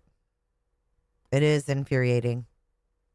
Out in the chair, like the line. Yeah. Right. I was, you know, we were for a couple of days, we were out in the line, and, you know, things were getting a little weird, honestly. And they really did. Yeah. Feeling actually a little scary and a little heavy, honestly. It was. Yeah. So I was like, you know what, today I'm going to sit in my car. And I know I shared with my friends there and people. I'm like, look, if a verdict comes down, let me know. And so someone came right over and like the verdict. So I jumped out and I was really overwhelmed. That's actually when I started going live. I just tried to take everyone with me. Like, here we are, guys. There's a verdict. Here's the line. You know, welcome to the line. And I was just overwhelmingly grateful there was a verdict, because if there's a verdict, it means there's not a hung jury. They came to a decision. They all gathered. Shut up, Lauren. PJ's Second Chance says, Jay, there's another creator I watched that claimed she had pics of the crime scene and narrated what all was on and happened to the girls that was sick. Who was that? Was it a male? Was it a male creator? They came to a decision. And you know what? For some reason, when they did say the verdict came down, I think at that moment I thought it's going to be guilty. Yeah. When I heard that the jurors wanted to see evidence, again, they have to all go back in court. The families can go back. Richard Allen comes in, what they want to see, the exhibit. And when I heard that it was Libby's cell phone, the footage on her cell phone, and then the interrogation videos, I thought, okay, And I'm wondering, I'm still speculating. I always say we shouldn't speculate. And then I'm thinking in my own mind, is it someone that says, wait, I have to see if it sounds like the same person? Yeah. And that to me felt, okay, I feel like it will be guilty. And I thought it was detrimental for the prosecution. I want your take on this, because Richard Allen looked so different in court, looked meek, skinny, frail, kind of a puppy dog eyes. He'd always look back at his wife and his mother. But he didn't look like the guy in the bridge that day, even though it was a pixelated face or a blurry face. But when the prosecution was not able to get the pictures of Richard Allen, the defense objected, the judge agreed with the defense saying there's no timestamp, it's not here. Then I thought it was brilliant. The daughter was on the stand. You do not cross-examine or be too harsh with the daughter. I mean, she's his daughter. She did nothing wrong, and you don't want to turn off the jurors. But someone has said to me, I think that was a lost opportunity to ask if he was ever violent. Like, what does that have to do with being a murderer? Nothing. But what they did do was Luttrell said, is this your father? Like a picture. Is this your father? Yes. Is this your father? Yes. Then they were in. Because those, to me, the photographs of Richard Allen during that time period, because if you think about us and how much we know this case, they don't. What if we never saw I know what he looked like back then because of all the pictures I've seen of him. I believe a lot were on his wife's Facebook page at the time, and it's since been taken down, but we've seen that. They haven't. So that I felt like was detrimental to their case, and they got it in. Yeah, I agree. And they got it in. You're right. And it is true. He looked very, very different. He looks very frail. You know, he's been, as you say, behind bars now for a while. And I like right, we've seen the photos of him in the bar with his goatee and his facial hair. And what do you think? I did see that. Thank you for bringing that up, Amanda. Bob had Andy Baldwin on for 6 hours a couple days. Was it that long? I think I caught it more towards the end. But yeah, he had him on live. And from the parts I saw, it was really good. I think the sentencing hearing will be like, because it is a chance for the families to speak on the behalf of Abby and Libby, victim impact statements. What do you think it will be like in that courtroom? Hey, Olivia. It's going to be heavy. And actually, I was going to ask you if you knew any more. I noticed that they blocked out the courtroom from 9 until 5. And that sort of surprised me. I mean, maybe they're just simply blocking it out for that whole day. But I've been to sentencing, and it's very, very heavy because you're hearing the victim impact statements. I was going to ask you if you knew how many were going to be shared, or if the judge has put any restrictions on who can share, because they've blocked the courtroom out for the whole day. I've noticed as I've prepared my trip for Delphi later this month. That's what I noticed. And maybe there are some family members, I don't know, that are thinking about doing it, but maybe too nervous to. But I'm sure of it that there'll be family members for Abby and family members for Libby. But I do think they need the whole day. Yeah, and it sounds right. For all the victim impact statements, I know that for the Lori Vallow sentencing, for example, there were so many victims that did want. Look, it's her twin. It's literally her twin. To speak, and there were three people whose lives were taken. You know, the judge actually put a little bit more restrictions, like one. You know, I can't with her. How did I just notice her sweater? I think I had one of these in 5th grade. It was like LL Bean or something. One aunt and one representative that's not completely immediate family, right? And so it sort of minimized the victim impact statements, but then there are other sentencings where we want to say, no, this is your opportunity, which is more of my belief, to share what you want to share. And they really open it up to multiple people. So I think that it makes sense that they would have the courtroom all day for whoever wants this opportunity to speak and share their feelings. Do you think we hear from Richard Allen? I do. You do. Oh my God, they're so weird. You do.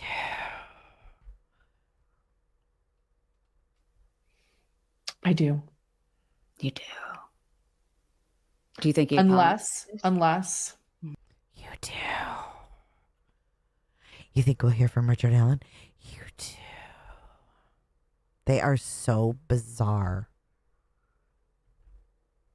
And share their feelings. Do you think we hear from Richard Allen? I do. You do. Do you think he unless his attorneys tell him not to. And I'm going to share something I feel like Richard Allen does a lot of what his attorneys tell him to do. Me too. And in many ways, Lauren, attorneys can't tell you whether you testify or not. Okay. And how do you know that he's doing what they tell him to do? And shouldn't he? I mean, isn't that what lawyers are for?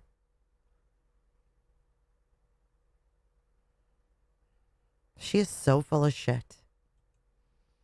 that's why I wish sometimes that we would listen to Richard Allen.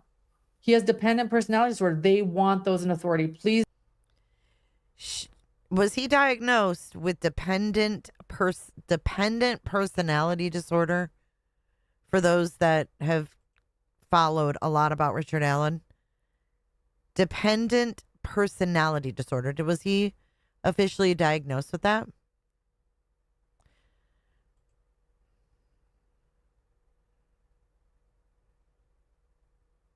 Or did she make that up? Yes, no, yes. Yes, he was. Right, that's what I'm wondering, Crossbody. Oh, he was. Dependent personality disorder? By who?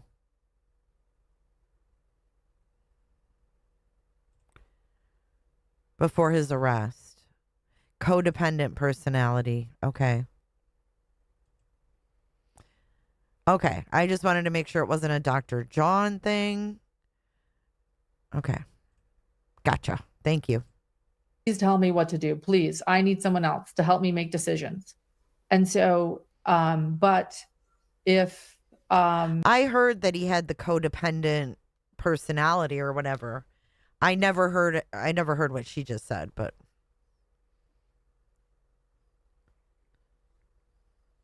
Like he can't make decisions, like his wife probably ran the show or whatever.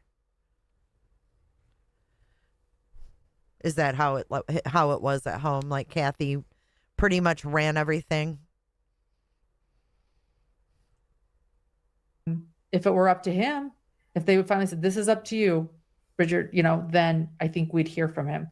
But if we don't, I think it's because his counsel told him not to. And finally, how are you able to? I know your training's in news because I was able to do it. I became the master of compartmentalization. Is there something that you do or? Lynn says no. Dr. John diagnosed him off being sexually. Of course he did. Is it your son being with him and kind of compartmentalizing that aspect of your job? Honestly, I'm still processing how I managed it. I don't think I have good tips because what I do is, and I think what all journalists are sort of trained to do is we put our game face on, right? Oh my God. It almost feels surreal. Like you're just working. And then you go home and you process it and you cry sometimes. At least that's what I did. So I'm talking about when I was a reporter, right? When I was a reporter and I had a really difficult story. You do it, you go home, you cry. There was no time at this trial to do that. I went home, I went live on YouTube, and then I would go back to fighting my way to make sure I got in the next morning. Like, go. So there was no processing what we were seeing, and dealing with. And like, there were like times where I'd get teary-eyed in the courtroom, but like, that's not processing necessarily exactly. Right. And then I'll be honest, I got home and it's funny enough, people were like, what did you do after the murder trial? Honestly, I went to Disneyland and it was because my little boy had never been and I had been away from him so long. So I was like, I'm going to take him on a trip. But like, talk about feeling crazy. I just have to be honest here for a second and process that. Like I went from one of the hardest cases I ever covered where I can't even handle. She was at Disneyland? Is that true? What I saw, yeah. I don't honestly, Susan, I guess what it comes down to is I don't know if I've fully processed what I've seen. And then I went to Disneyland and I was just like, yay, Disneyland. I put my mom small world after all. We went on that twice. Jay, so it was like, I didn't watch the Delphi coverage, so my no vote is slanted. Thank you for covering this. Thank you, Shelly Bean, for your cooter chat. She said, Jay, I didn't watch the Delphi coverage, so my no vote is slanted. Thank you for covering this. Well, thank you for being here, and thank you for using the cooter chat tonight. Happy Saturday night. extremes where like I'm going from like the game face of like this trauma isn't getting to me to like game face of like, isn't this magical, when really all I want to do is like just sleep. And I'm like, never hear It's a Small World After All again. And Yeah. Wow, you just love that quality time with your son, huh? If this is even true, right? Even if she went to Disney World, she clearly didn't enjoy it. She wasn't excited to get home to go trick-or-treating.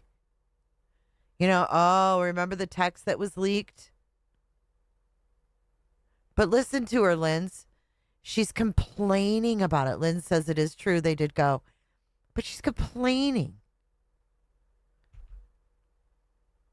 She's complaining. I don't want to ever hear it again. I'd be like, oh my God, bring in the small world after all. Bring it all in. Like, let's have some fun, kid. game face of like, this trauma isn't getting to me to like game face of like, isn't this magical, when really all I want to do is like just sleep. And I'm like, never hear It's a Small World After All again. And so I think I came back from after both those things, and I think I'm still in the middle of processing it. And I think the sentencing will actually be good for me. And there have been times where I've caught myself thinking about it and I start to cry. So the honest truth is, do I have any tips for anyone? No, like, except for like, don't do what I do. I think I'm actually kind of afraid that if I don't figure it out soon, it's not going to be good. Well, I think that's healthy to be, that is good advice. Even me hearing it from you is Did John go to Disneyland? Or just her and her kid? Was John there? Thank you, Shelly Bean. She says you get more characters on a Cooter chat. Oh, thank you for the tip. That's a good function. Hey, Paul.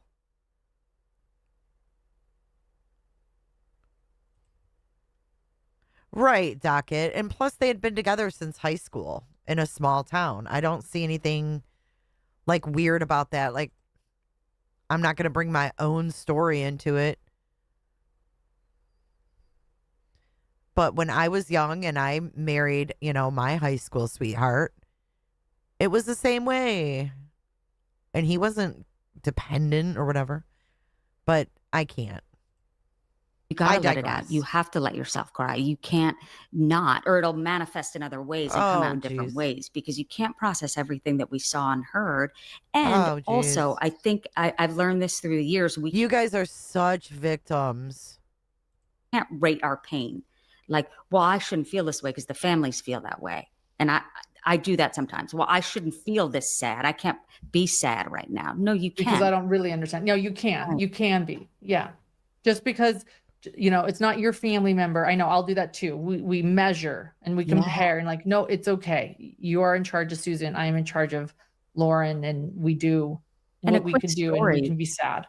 Abby's grandmother taught me that. It was a CrimeCon. I was on stage with her, and a cousin of mine was murdered. I was 11 years old. She was in her early 20s, and it was our cousins, our distant cousins, but they lived in the same neighborhood. And we were too young, but we heard from our friend, there were whispers about what happened. And she was strangled and her naked body was found, but no one talked about it. Diane, I was telling her about that. We weren't on stage. We were sitting kind of near the Abby and Libby table. And I said, yeah, but I was so young and I didn't really know her. I just said I didn't. So I don't. And she said, Susan, don't rate your pain. You shouldn't rate your pain. And that always stuck with me. I was like, oh my gosh, she's right. You can't say, well, I shouldn't feel this way, or I don't feel that. And I think that comes from news. It's like, it's not about me. The story's not about me. The story's not about you. So you can't let it affect you, because then you're thinking of yourself. And I felt uncomfortable mentioning it in the book. Me, and Hachette, and a friend of mine who from CNN circled it, because I gave her a chapter because she has written several books. She said, more of this, more of you. And I said, well, it's not about me. Well, no, insert how it made you feel, how it changed you, how these families affected you. And that was great advice that I got. No one let go and don't worry about what people you. think so much. And I'll just write, because I don't even know what I'm doing. I'm just going to start writing. Because trust me, I knew nothing of what I was doing. And I felt like Tom Hanks talking to a volleyball at the end of my computer for 5 months, losing my mind. But, it was an amazing book, by the way. Thank you. Actually, what did she just say? What I'm doing. I'm just going to start writing, because trust me, I knew nothing of what I was doing. And I felt like Tom Hanks talking to a volleyball at the end of my computer for 5 months, losing my mind. But, and It was an amazing book, by the way. Thank you. Actually, your book helped me process it, by the way. Keep going. But your book. I always wanted it to be, I felt weird. I knew I wanted to write something. I knew that there was a story to tell. And I did talk to Becky about it. I sent her a chapter. I talked to Kelsey. I sent her a chapter and she agreed to do the forward. She said she would. And it was just, I'm in awe about all of the family members. But I think it's a different angle of what I wanted it. And I'm glad that it came out the way it did, because going in, I kind of knew what I wanted to say, but didn't really know. And then I was just able to write because I covered it for so long. But you gain strength from the families. I did. Yeah. I see Yeah, you do. Oh my gosh. So it could be something I'm going through in life. And I'm thinking, if they're getting through that, I can get through this. You know, they really teach you. And I believe that Becky has found healing through talking. And I've mentioned this before, every family's different. Abby's, they don't like to be as open. And I think these people have dependent disorder on victims. What do you think?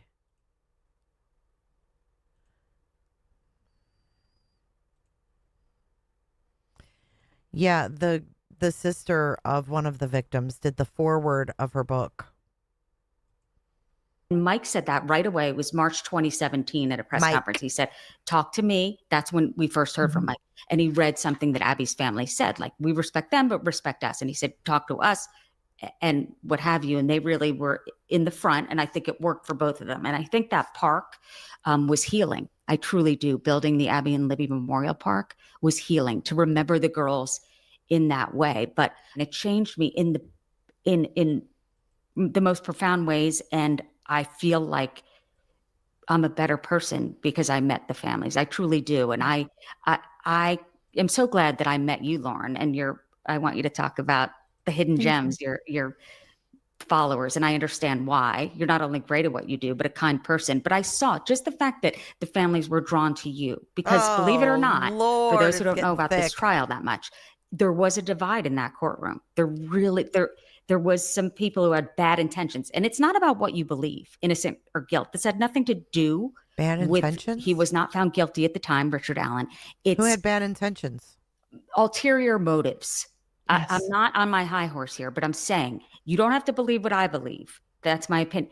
But act in a respectful way towards these families. It wasn't always there. So I felt like they were looking for the good in the room, and they found it in you. I'm going to cry. I think I'm like going back to that. Oh my God, I'm not keeping this in. So cry. So funny. Cry. Disney World. Did you go on Tron, by the way? No, we didn't do Tron. Thank God. I didn't know about it. Apparently my husband had been watching it on TikTok. I didn't know it went 0 to 70 in 2 seconds. I swear I almost flew off that thing. And we did not do Tron. But I can't look imagine. at what you're doing though. You're starting to cry and you switched the subject. Yes. I just want to say this. Susan. And Okay. here's, welcome to YouTube. I'm so glad you're here because you're such an incredible, ethical, amazing voice. The thing that I've loved most about Susan's a channel. YouTube channel versus us having to be on the news is you can share a little bit more of who you are and your authentic self. And I want to say, like, if you don't process it, it isn't healthy to go from story to story to story.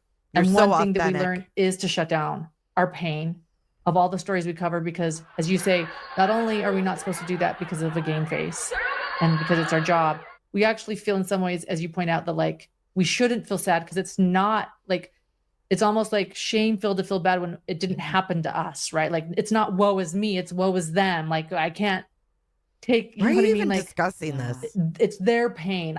Heaven forbid, I'm sad about it too.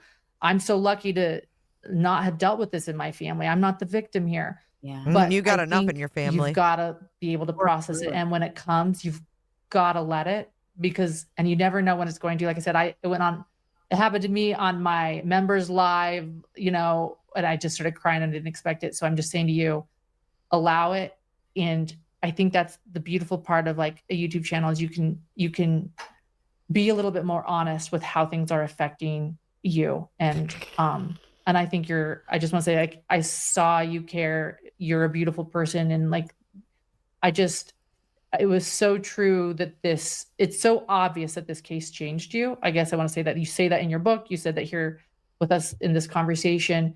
It was very clear that this case changed you, and allow that and embrace that. I just want to say, because nice. That is, it's an important change. We need more of that authenticity. Very strange. I guess is what I'm saying. We need more of that authenticity along with the facts, and to allow that, embrace authenticity and facts. That change. That is good advice. It's true, because at times, we could do it like the best of them is. I just did it with the Disney and changing the subject. And I know that when I was on your show, I found that if you could talk about hidden gems and how you came up with the title for your YouTube channel, how it evolved over the years to end on that, and how people can find you. Yeah, thank you. The hidden gems. Yeah. So our channel is Hidden True Crime. And we actually named our channel Hidden True Crime because we delve into the hidden motives of unimaginable crimes. We are a whodunit channel rather than a whodunit. What is hidden? What do we need to understand that we're not talking about? Yeah. And from that, though, what we didn't expect is, while we're diving into unimaginable crimes, we're diving into tragedy, to heartache, to horrible, horrible things about humanity. We created this community, we didn't create it. This community created itself. See, now I'm going to cry. That was like such a treasure. Like through tragedy, we found a treasure, and that is those are our hidden gems. And our community is incredible. It's like hanging out with friends, but they also help us too. Like, they know that we don't take covering a case or a crime lightly. We do our research, like I'm a journalist. My husband's a forensic psychologist. We don't delve into it lightly, but there's also only two of us. We can only do so much. Our true crime community, yes, if we get something, if we don't have all the information, but like, here's a tip for you, or hey, by the way, you need to know about this. And so it really is a community effort. I want to say, like, it's not like, I don't think we could do this without them. And honestly, going back to Delphi, like, it doesn't always feel good to go live being exhausted with, again, notes I can't read, trying to relay to people everything that happened because there's no cameras or audio. Like, it wasn't fun for me. It was actually it was embarrassing at moments. And then there was a moment where I'm reading, people love this moment, and my computer falls over and my, a mug is thrown at, and I'm, How inexperienced are you? Did you see it? No, I didn't. I want to now, but. Oh, and I was swearing, and I was like, in the middle of trying to tell people what happened in court, I'm like, this was not a news broadcast. And trust me, it's not easy. And the thing that I've learned that keeps me going and has kept John going, my husband, who is an introvert that never wanted to be here, he said he would never go live on YouTube, he would never appear on YouTube. And here we are, is this community of hidden gems. And when people say, we need you, please, like, we're relying on you, they're amazing. We've had people who have been with us from the very beginning who did not agree and still do not agree that Richard Allen is guilty. And that's okay. But what's okay about it is the way we foster the communication. Like, we don't have to attack people. Let's talk about it. Let's have important discussions, but not be an echo chamber. We don't want an echo chamber. Echo chambers are easy to find. So we try to work hard to not be one of those. Your Patreon. And to let people know you're not an they're echo still chamber, welcome, even if they disagree. And that is so different than TV news. What we were so used to doing for so many years is you don't get that back and forth with the audience. No. See people and they say, oh, I saw you last night, or I saw this report or that report, but it's not the back and forth. And I think that really, going back to what I said, I think that can help you process things, that community. Because when I was on your show and the comments were so kind, I was tearing up. But they don't have to agree with me, but it's the support you need. That's the human condition. It's communicating together and connecting. And that's how we survive and get through certain things. But I saw that on your channel, and now I'm a huge fan, and I love you and Grayson and your husband. And thank you. Thanks, Lauren, so much. It's so good to see you. Well, we love you, and we're really grateful that you are on YouTube. And I hope that we have many more incredible conversations, Susan, because you're wonderful, and we'll be sending people we're all a big fan of you, and I'm so glad we'll be sending people. She doesn't even finish her sentence. Thank you, Lauren. We'll send you subscribers, because you're wonderful, and we'll be sending people we're all a big fan of you, and I'm so glad we met. Thank you. That was so fake and phony. Thank you for listening to all of that, though. I didn't think it would take that long to get through, but oof, that was a rough one. I feel literally nauseated. But I promised that I would bring up Jameis Johnson's. God, I hate these white pages. I wish every page was dark. I have my browser in dark mode, but Reddit is still white. If anybody knows how I can make that not white, let me know, because I look like powder, okay? I look like powder. All right, so I have to give a shout out to Statement OK 5086 on Reddit for this little gem. Oof, I know. Smoke them if you got them after that one. I still have a lump in my throat. I don't know if it's the two of them, if it was the content, if it was the subject. I don't know what it was, but it, made me sick.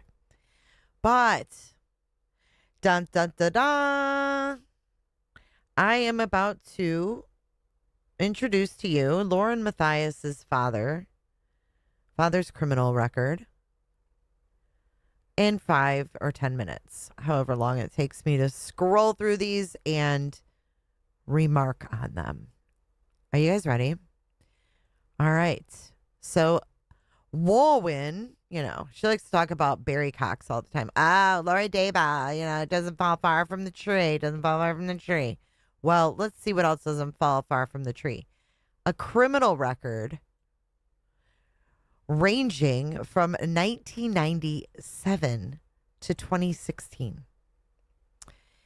In May of 2027, the Office of Attorney for Discipline at the Utah State Bar filed a 5-count formal complaint with the Utah District Court. Johnson, which is her father, was disbarred in August of 1999. Then we have on 8/18/2005 in Connecticut, we have a federal case. And this actually lists the wife as well. Defendants are Jameis and Donnell. Desktop version. I don't even know how to do that. Crossbody. How do I do that shit? Dark mode.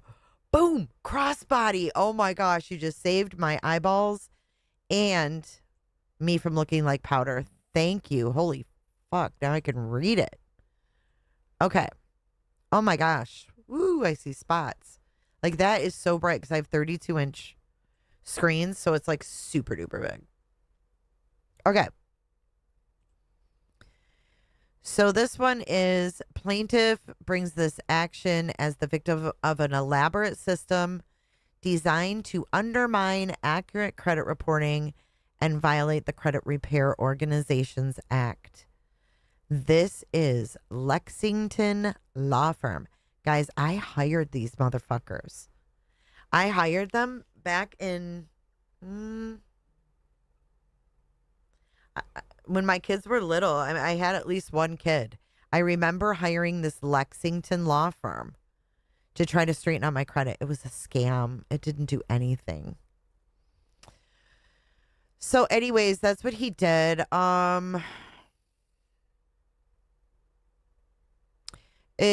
They lied basically and said that people would benefit by being represented by a law firm, and they deceived credit bureaus about the source and nature of the dispute, intentionally deceived consumers.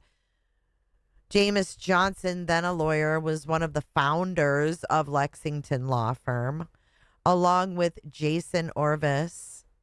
Jameis Johnson was the directing attorney. And Johnson and or his wife, Donnell, claimed an interest in the profits and proceeds of Lexington per agreements with this Jason Orvis guy. Yes. So it says, FYI, there is still a Lexington law firm in practice doing credit repair. This one is November 2006. This is Johnson versus Loveridge. Johnson sued the bankruptcy trustee.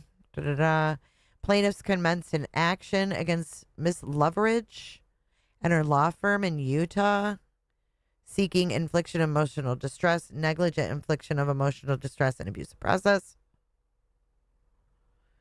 June 2007, Johnson was sentenced to a suspended prison term of 1 to 15 years, 36 months of supervised probation, 6 months in the Millard County Jail, and additionally 6 months of a fucking tether. A tether. They wanted Christina to wear a tether. Lauren, your dad wears a tether. Remember that? Your mom goes to college. Your dad wears the tether. Ski, Utah. Yeah, now they're under investigation by the feds again. Again. This matter, okay, so then we have June 9th, 2007. 2 men are sentenced for fraud in a dairy case. This is one of the most despicable things I've ever read.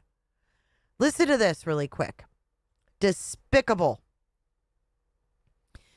2 men accused of fraud that caused 2 Delta families to lose their 20-year-old dairy farm have been sentenced. 4th District Judge Donald Iyer on Wednesday sentenced James Johnson for 1 year in the Millard County Jail for 1 count of securities fraud, a second-degree felony. The last 6 months of Johnson's sentence may be spent in home confinement, the judge said. His co-defendant, Paul Schwanke, was sentenced last month to 1 to 15 years for a second-degree felony of securities fraud. Is she going to talk about Barry Cox? Then they both were ordered to pay $150,000 of restitution. However, listen what they did. Johnson and Schwanke persuaded the families who owned a dairy business called Milk King to sign over their property and equipment in exchange for stock in a company called American Dairy. Schwanke and Johnson then took out a $50,000 loan against the property, failed to make the loan payments. The family's property was sold to by the lender to cover the loan. The 2 men had told the families that the American Dairy had millions available to finance the farm's operations and promised the families that the company would soon go public and its stock would be worth $5 a share. Those statements proved false. Johnson told the families he was a licensed and practicing lawyer, but in fact, he had been disbarred in 2000 for misappropriation of client funds. Her father, her dad. Let's keep going. March 3rd, 2009. State of Utah versus James Johnson. Here's another one. I don't even know what this is for. We'll keep moving. March 18th, 2009. Grand jury indicted Johnson on 38 counts of wire fraud. 38 counts. I am very uncomfortable sitting here. Holy hell, James Johnson. 38 counts of wire fraud, mail fraud, money laundering, and conspiracy to commit wire fraud and mail fraud. The co-defendants were sentenced in 2011. Johnson was still pending. Then in 2009, they affirmed Johnson's security fraud conviction. Then in 2011, a federal jury found disbarred state Salt Lake attorney James Melwood Johnson guilty on 27 charges related to a mortgage fraud scheme that used false loan documents and straw buyers to strip millions of dollars from lenders. In 2011, order of discipline, public reprimand against Robert Koulas. Mr. Koulas hired James Johnson and Paul Schwanke to work as paralegals. When Mr. Koulas hired Mr. Johnson and Mr. Schwanke, he knew they had both been disbarred for misconduct and that neither was licensed to practice law in Utah. Johnson presented himself as an attorney. Oh my God, it's the same thing. Wow. You guys, remember Pace with Patrick hold on. This is the same. Oh my God. Ski, Utah. Oh my God. Hold on. These people just do the same thing over and over. Patrick Sullivan, Pace Law. Right? Utah. Check it.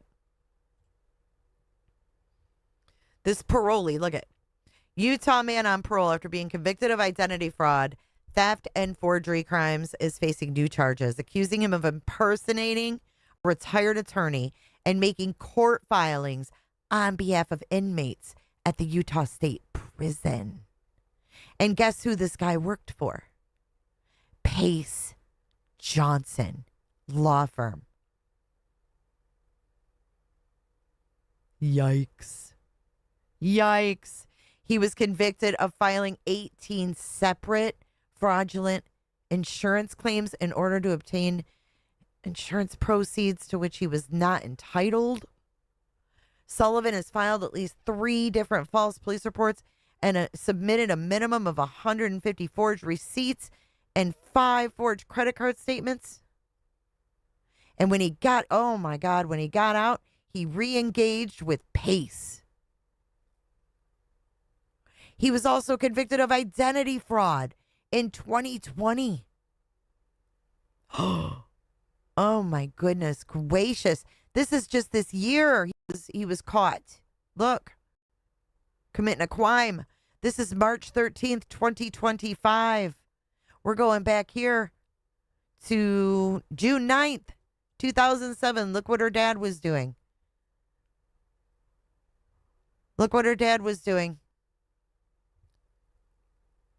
Wow. He was filing court documents on behalf of clients using Kula's signature.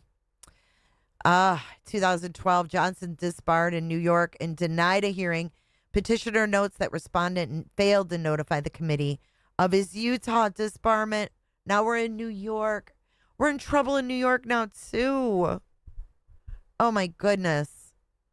So he didn't tell the state of New York that Utah disbarred him. Yikes. He never makes reference to the fact that in March 2011, he was convicted on 27 federal charges. He failed to report this conviction in ordinance with da-da-da-da-da. Now we're in April of 2012. He appealed the trial court's order revoking and reinstating the terms of his probation. 2012, ex-attorney behind bars for stealing Utah farms in 2000. Listen to this crap. Johnson and Schwenke took in hundreds of thousands of dollars, but the judge let them stay out of prison if they worked to pay back their alleged victims, and that they agreed to stay away from each other. Instead, they went back to work with each other and didn't pay the victims anything.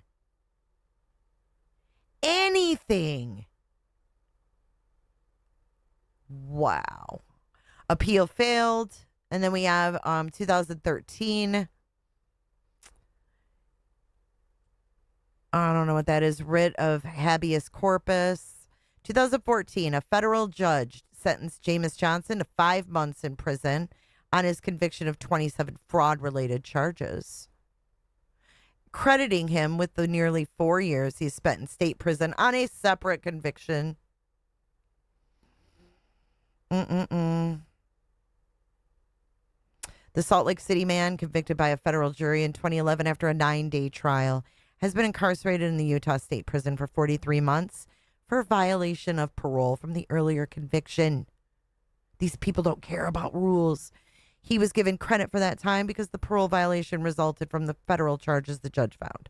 Before pronouncing the sentence, he was said a 48 month. Okay. Oh, wow. 48 months was appropriate.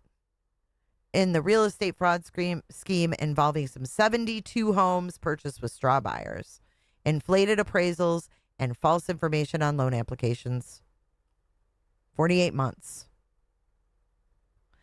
Hey, we're on 2016. Federal appeals court upholds the conviction of Utah swindler. That's what the article says, a swindler. And now we got the RICO stuff. Huh. And she's going to sit there and she's going to talk about other people and their freaking... I can't. Lauren told me he was exonerated. I believed it because why wouldn't I? I found out recently that he was sued civilly and the decision was overturned, not the criminal convictions. Yeah, he still... Hey, Emmy. He still says... Hey, is she... He still says that he's innocent. That's another wild thing, is that he still claims that he was wrongfully convicted. Pines, that's a really good question. How does a convicted felon get approval to adopt a kid from China, no less? Mr. Max has been filing left and right, even in 2026. Linz, I don't either. That's why I haven't reported on it. I think it's AI. I think the homestead thing is... I don't think we need to make things up to make them look like weirdos. I think they do that all on their own, but I don't believe the homestead. I would need to see like property records and stuff.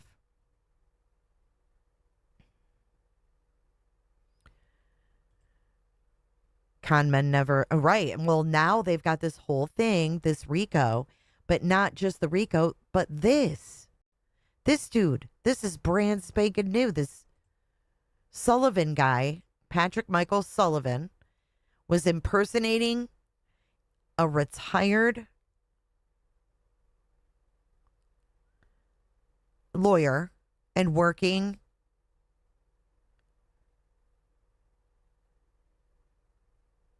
for freaking Lauren's brother. Ugh, it's really, really, really sick. The kind of shit they do is just gross. Look at this is him right here, Utah Department of Corrections. So he got out and he immediately started scamming with Pace. Let me see if I can find Pace Law Group. They have a statement about it. Pace does.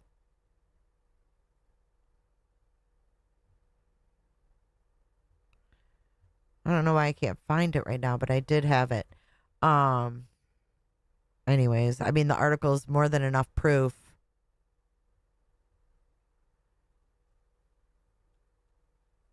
Look at this. A prosecutor with Utah Attorney General's office watched the recording of Sullivan attempting to contact the inmate and could see that Patrick Sullivan was attempting to cover the camera of his computer with his thumb.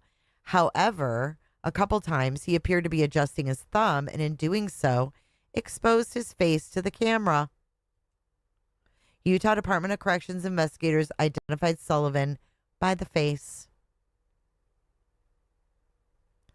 When asked about his identity, Sullivan falsely stated he was an attorney, fraudulently using the name of an actual attorney and giving the bar number for that attorney.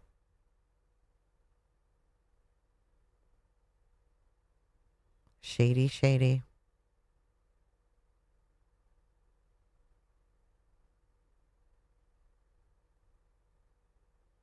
He's a 20. Oh my God. Oh my God. This guy's a bad dude.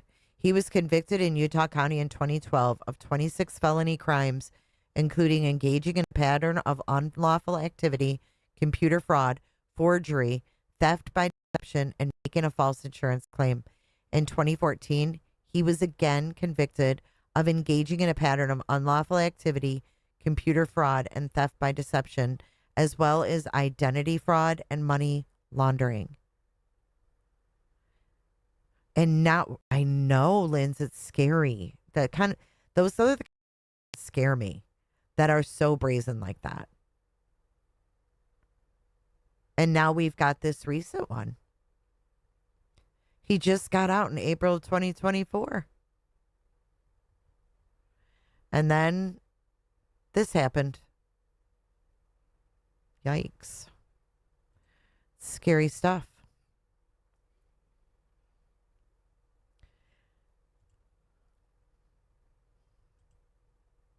Well, white collar crime always gets like the lesser sentences, but I mean, when you have a pattern, his mugshot. Have I ever seen his mugshot? I don't think I have. Let's Google it. Jameis M. Johnson, Utah mugshot. I've never seen a mugshot for him. But see, look at this. Sorry, not to get off track, but here he is. This is 2021. Get up and do. Look at this. He's all about prison reform, but then they've got this fake attorney working for the son, Lauren's brother, and filing on behalf of these felons and working with the parole board or whatever. But this is her dad, and it says, get up and do your time, being in prison and needed changes. And then he has these things. What he learned while in prison. And look at but this is the most important about Jameis. I'm going to read this to you. Spending 5 years in the Utah State Prison for white-collar crime he didn't commit taught Jameis a lot. Only recently did the Utah Supreme Court overturn his case. Now that I have found zero proof of. Like zero. Overturned. During his incarceration and since his release, he's been involved in prison and sentence reform and inmate education.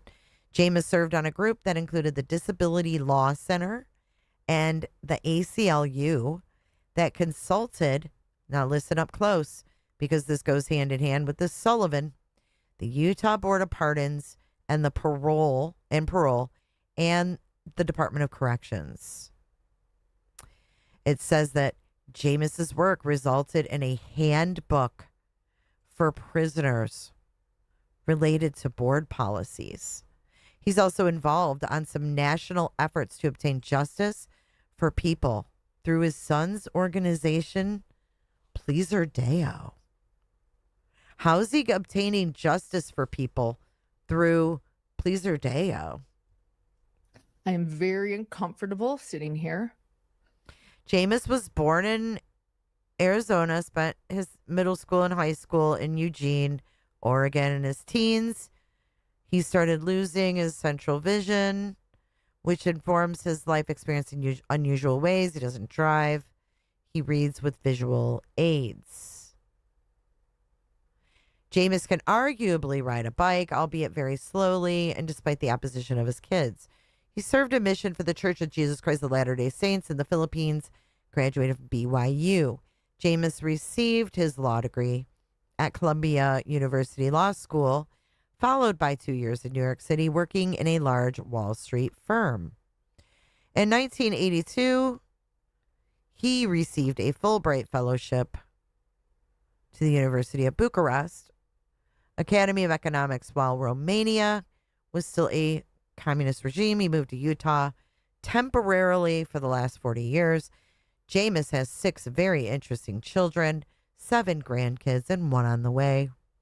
He's a bluegrass musician in his spare time. His great passion is community music, where he is promoted in various forms and organizations. For 25 years, on Sunday evenings, he gave free guitar and banjo lessons and hosted community music gatherings in his home. Currently, he plays in a swing band. You will hear him playing here occasionally and at Lower Lights, an organization that grew out of a meditation practice with his friend Tom McConkey.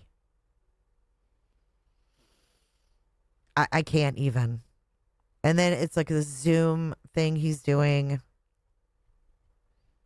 But it's called Think Again, Faith Again.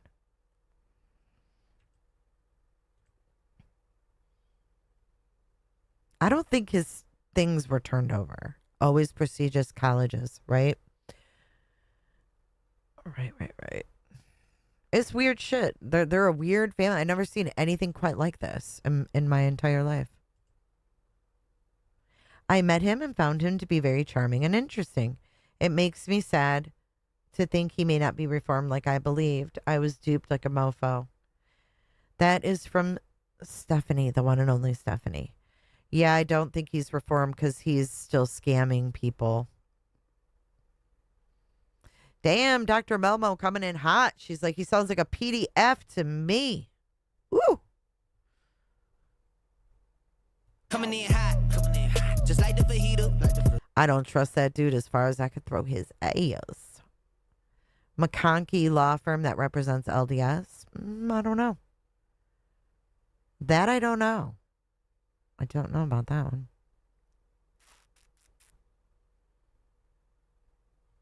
It's good to see you, Stephanie. Yeah, I mean, it's... Johnson and Pace wanted to use felons to commit crimes, including Patrick who worked for Pace. They did commit crimes. That's why they're in a RICO.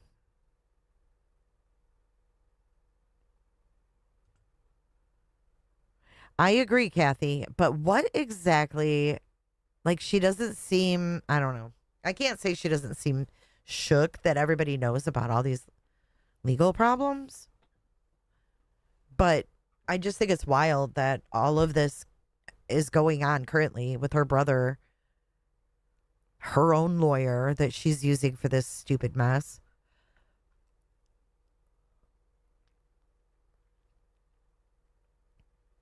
Yeah, I mean, that's how they get by, right, Reputa? They don't just give up on being crooks. The Rico Suave. All right, so I've got one more video to play for you guys. I thought it was kind of funny. It's just a short one, and then I'm going to go to bed. Told him to go to bed, and he did. But I put this together, the big comfy couch. Let's watch this. I'm pinning the email. Hello, Hidden Gems. How's everyone doing today? I don't know about all of you, but I am so done with Lori Vallow Daybell. So done. I'm going to have to probably figure out when to stop covering. Hold on a second. Kalisa, you got my attention. Kalisa, where did I read McConkey from? What was that like? What was the context of that? Because I already forgot. Covering her consistent motions, but not today.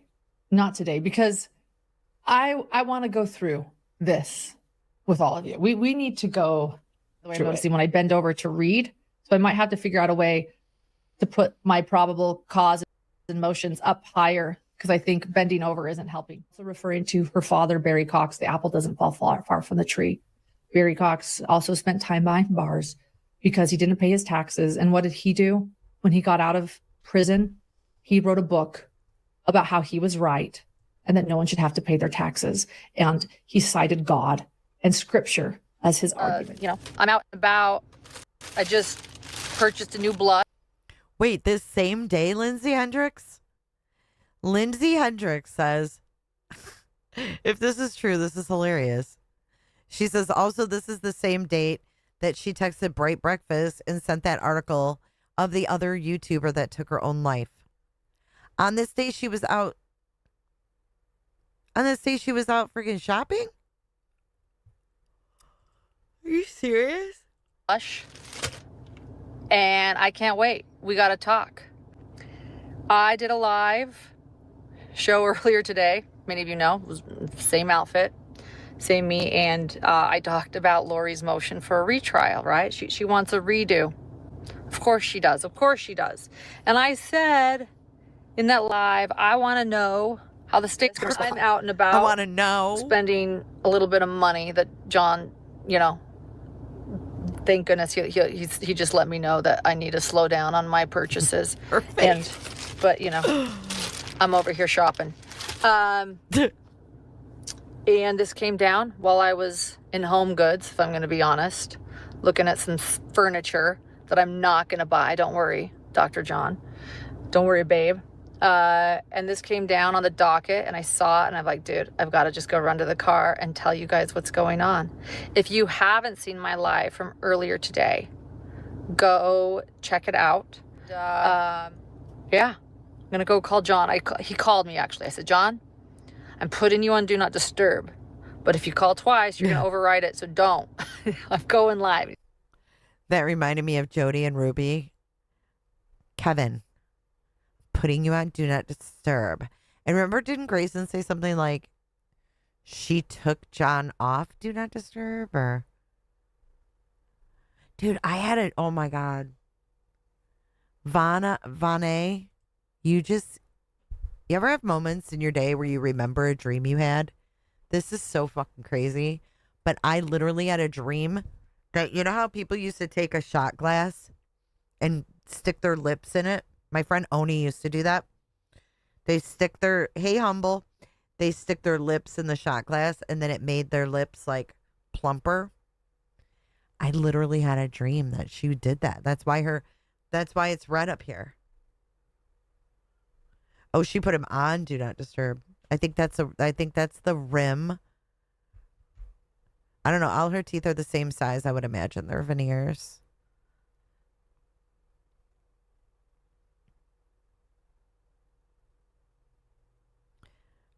Did she turn it on or turn it off? It was okay. Anyway, I'm gonna go take off. That's the latest. Hello, Hidden Gems. If you saw my live the other night, I explained I was doing a bit of shopping and looking at some furniture after John told me I ought to slow down on my purchases. That's a true story. Well, I did go back yesterday and I bought the couch. But I am proud to say that John now sees my vision. We love having this cozier set and a place I can hopefully do some in-person interviews. In-person interviews, huh? I was like, oof. Pines. Ouch. Bruce, thank you, Calissa. Bruce McConkie was a member of the Quorum of the 12 high-up LDS leaders and had law firm Curtin and McConkie that defend LDS PDFs and other criminals who are LDS, also discourage kids from reporting. That doesn't sound good.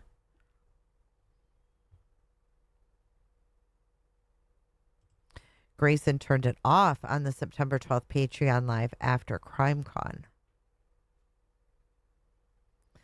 Yeah, so John now sees the vision of their cozy space. She doesn't give a shit. I explained I was doing a bit of shopping and looking at some furniture after John told me I ought to slow down on my purchases. That's a true story. Well, I did go back yesterday and I bought the couch. But I am proud to say that John now sees my vision. We love having this cozier set and a place I could... This cozier set.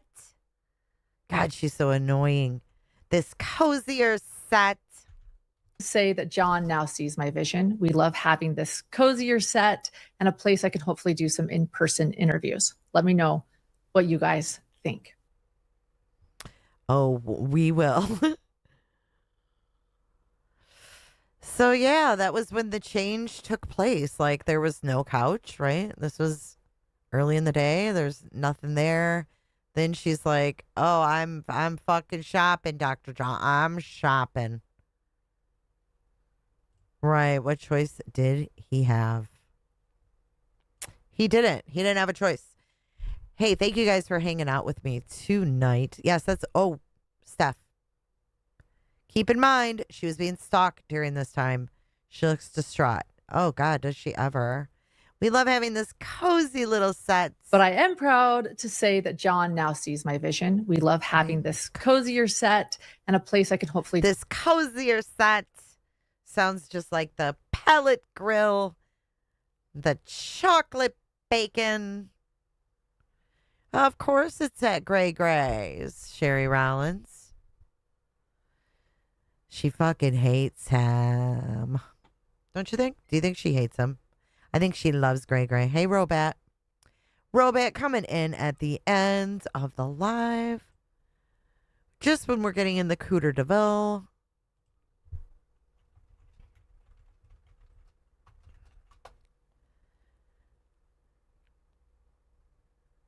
Leanne, that is something I have got to. I will text Crusha and tell her, yeah, that was what she reported on when she was a reporter. She reported on chocolate bacon, lice, and pellet grills. Oh, how to put together a pellet grill, not even use it. Like, it would be more dangerous, more daring if you actually used it. But that was just how to assemble the bitch. No one's going to stalk that ugly butch. You guys want to get in the Cooter DeVille with me and just hang out for a minute and, like, say goodbye? A Cooter DeVille. I think the devil drives a Cooter DeVille. Thank you for hanging out, though, for reals. I appreciate you guys. I know it wasn't our typical stream. I got time to kill way down in Cooter DeVille. Okay. I will try to go to live when I can. Well, I got my guest here who is not feeling well. But yeah.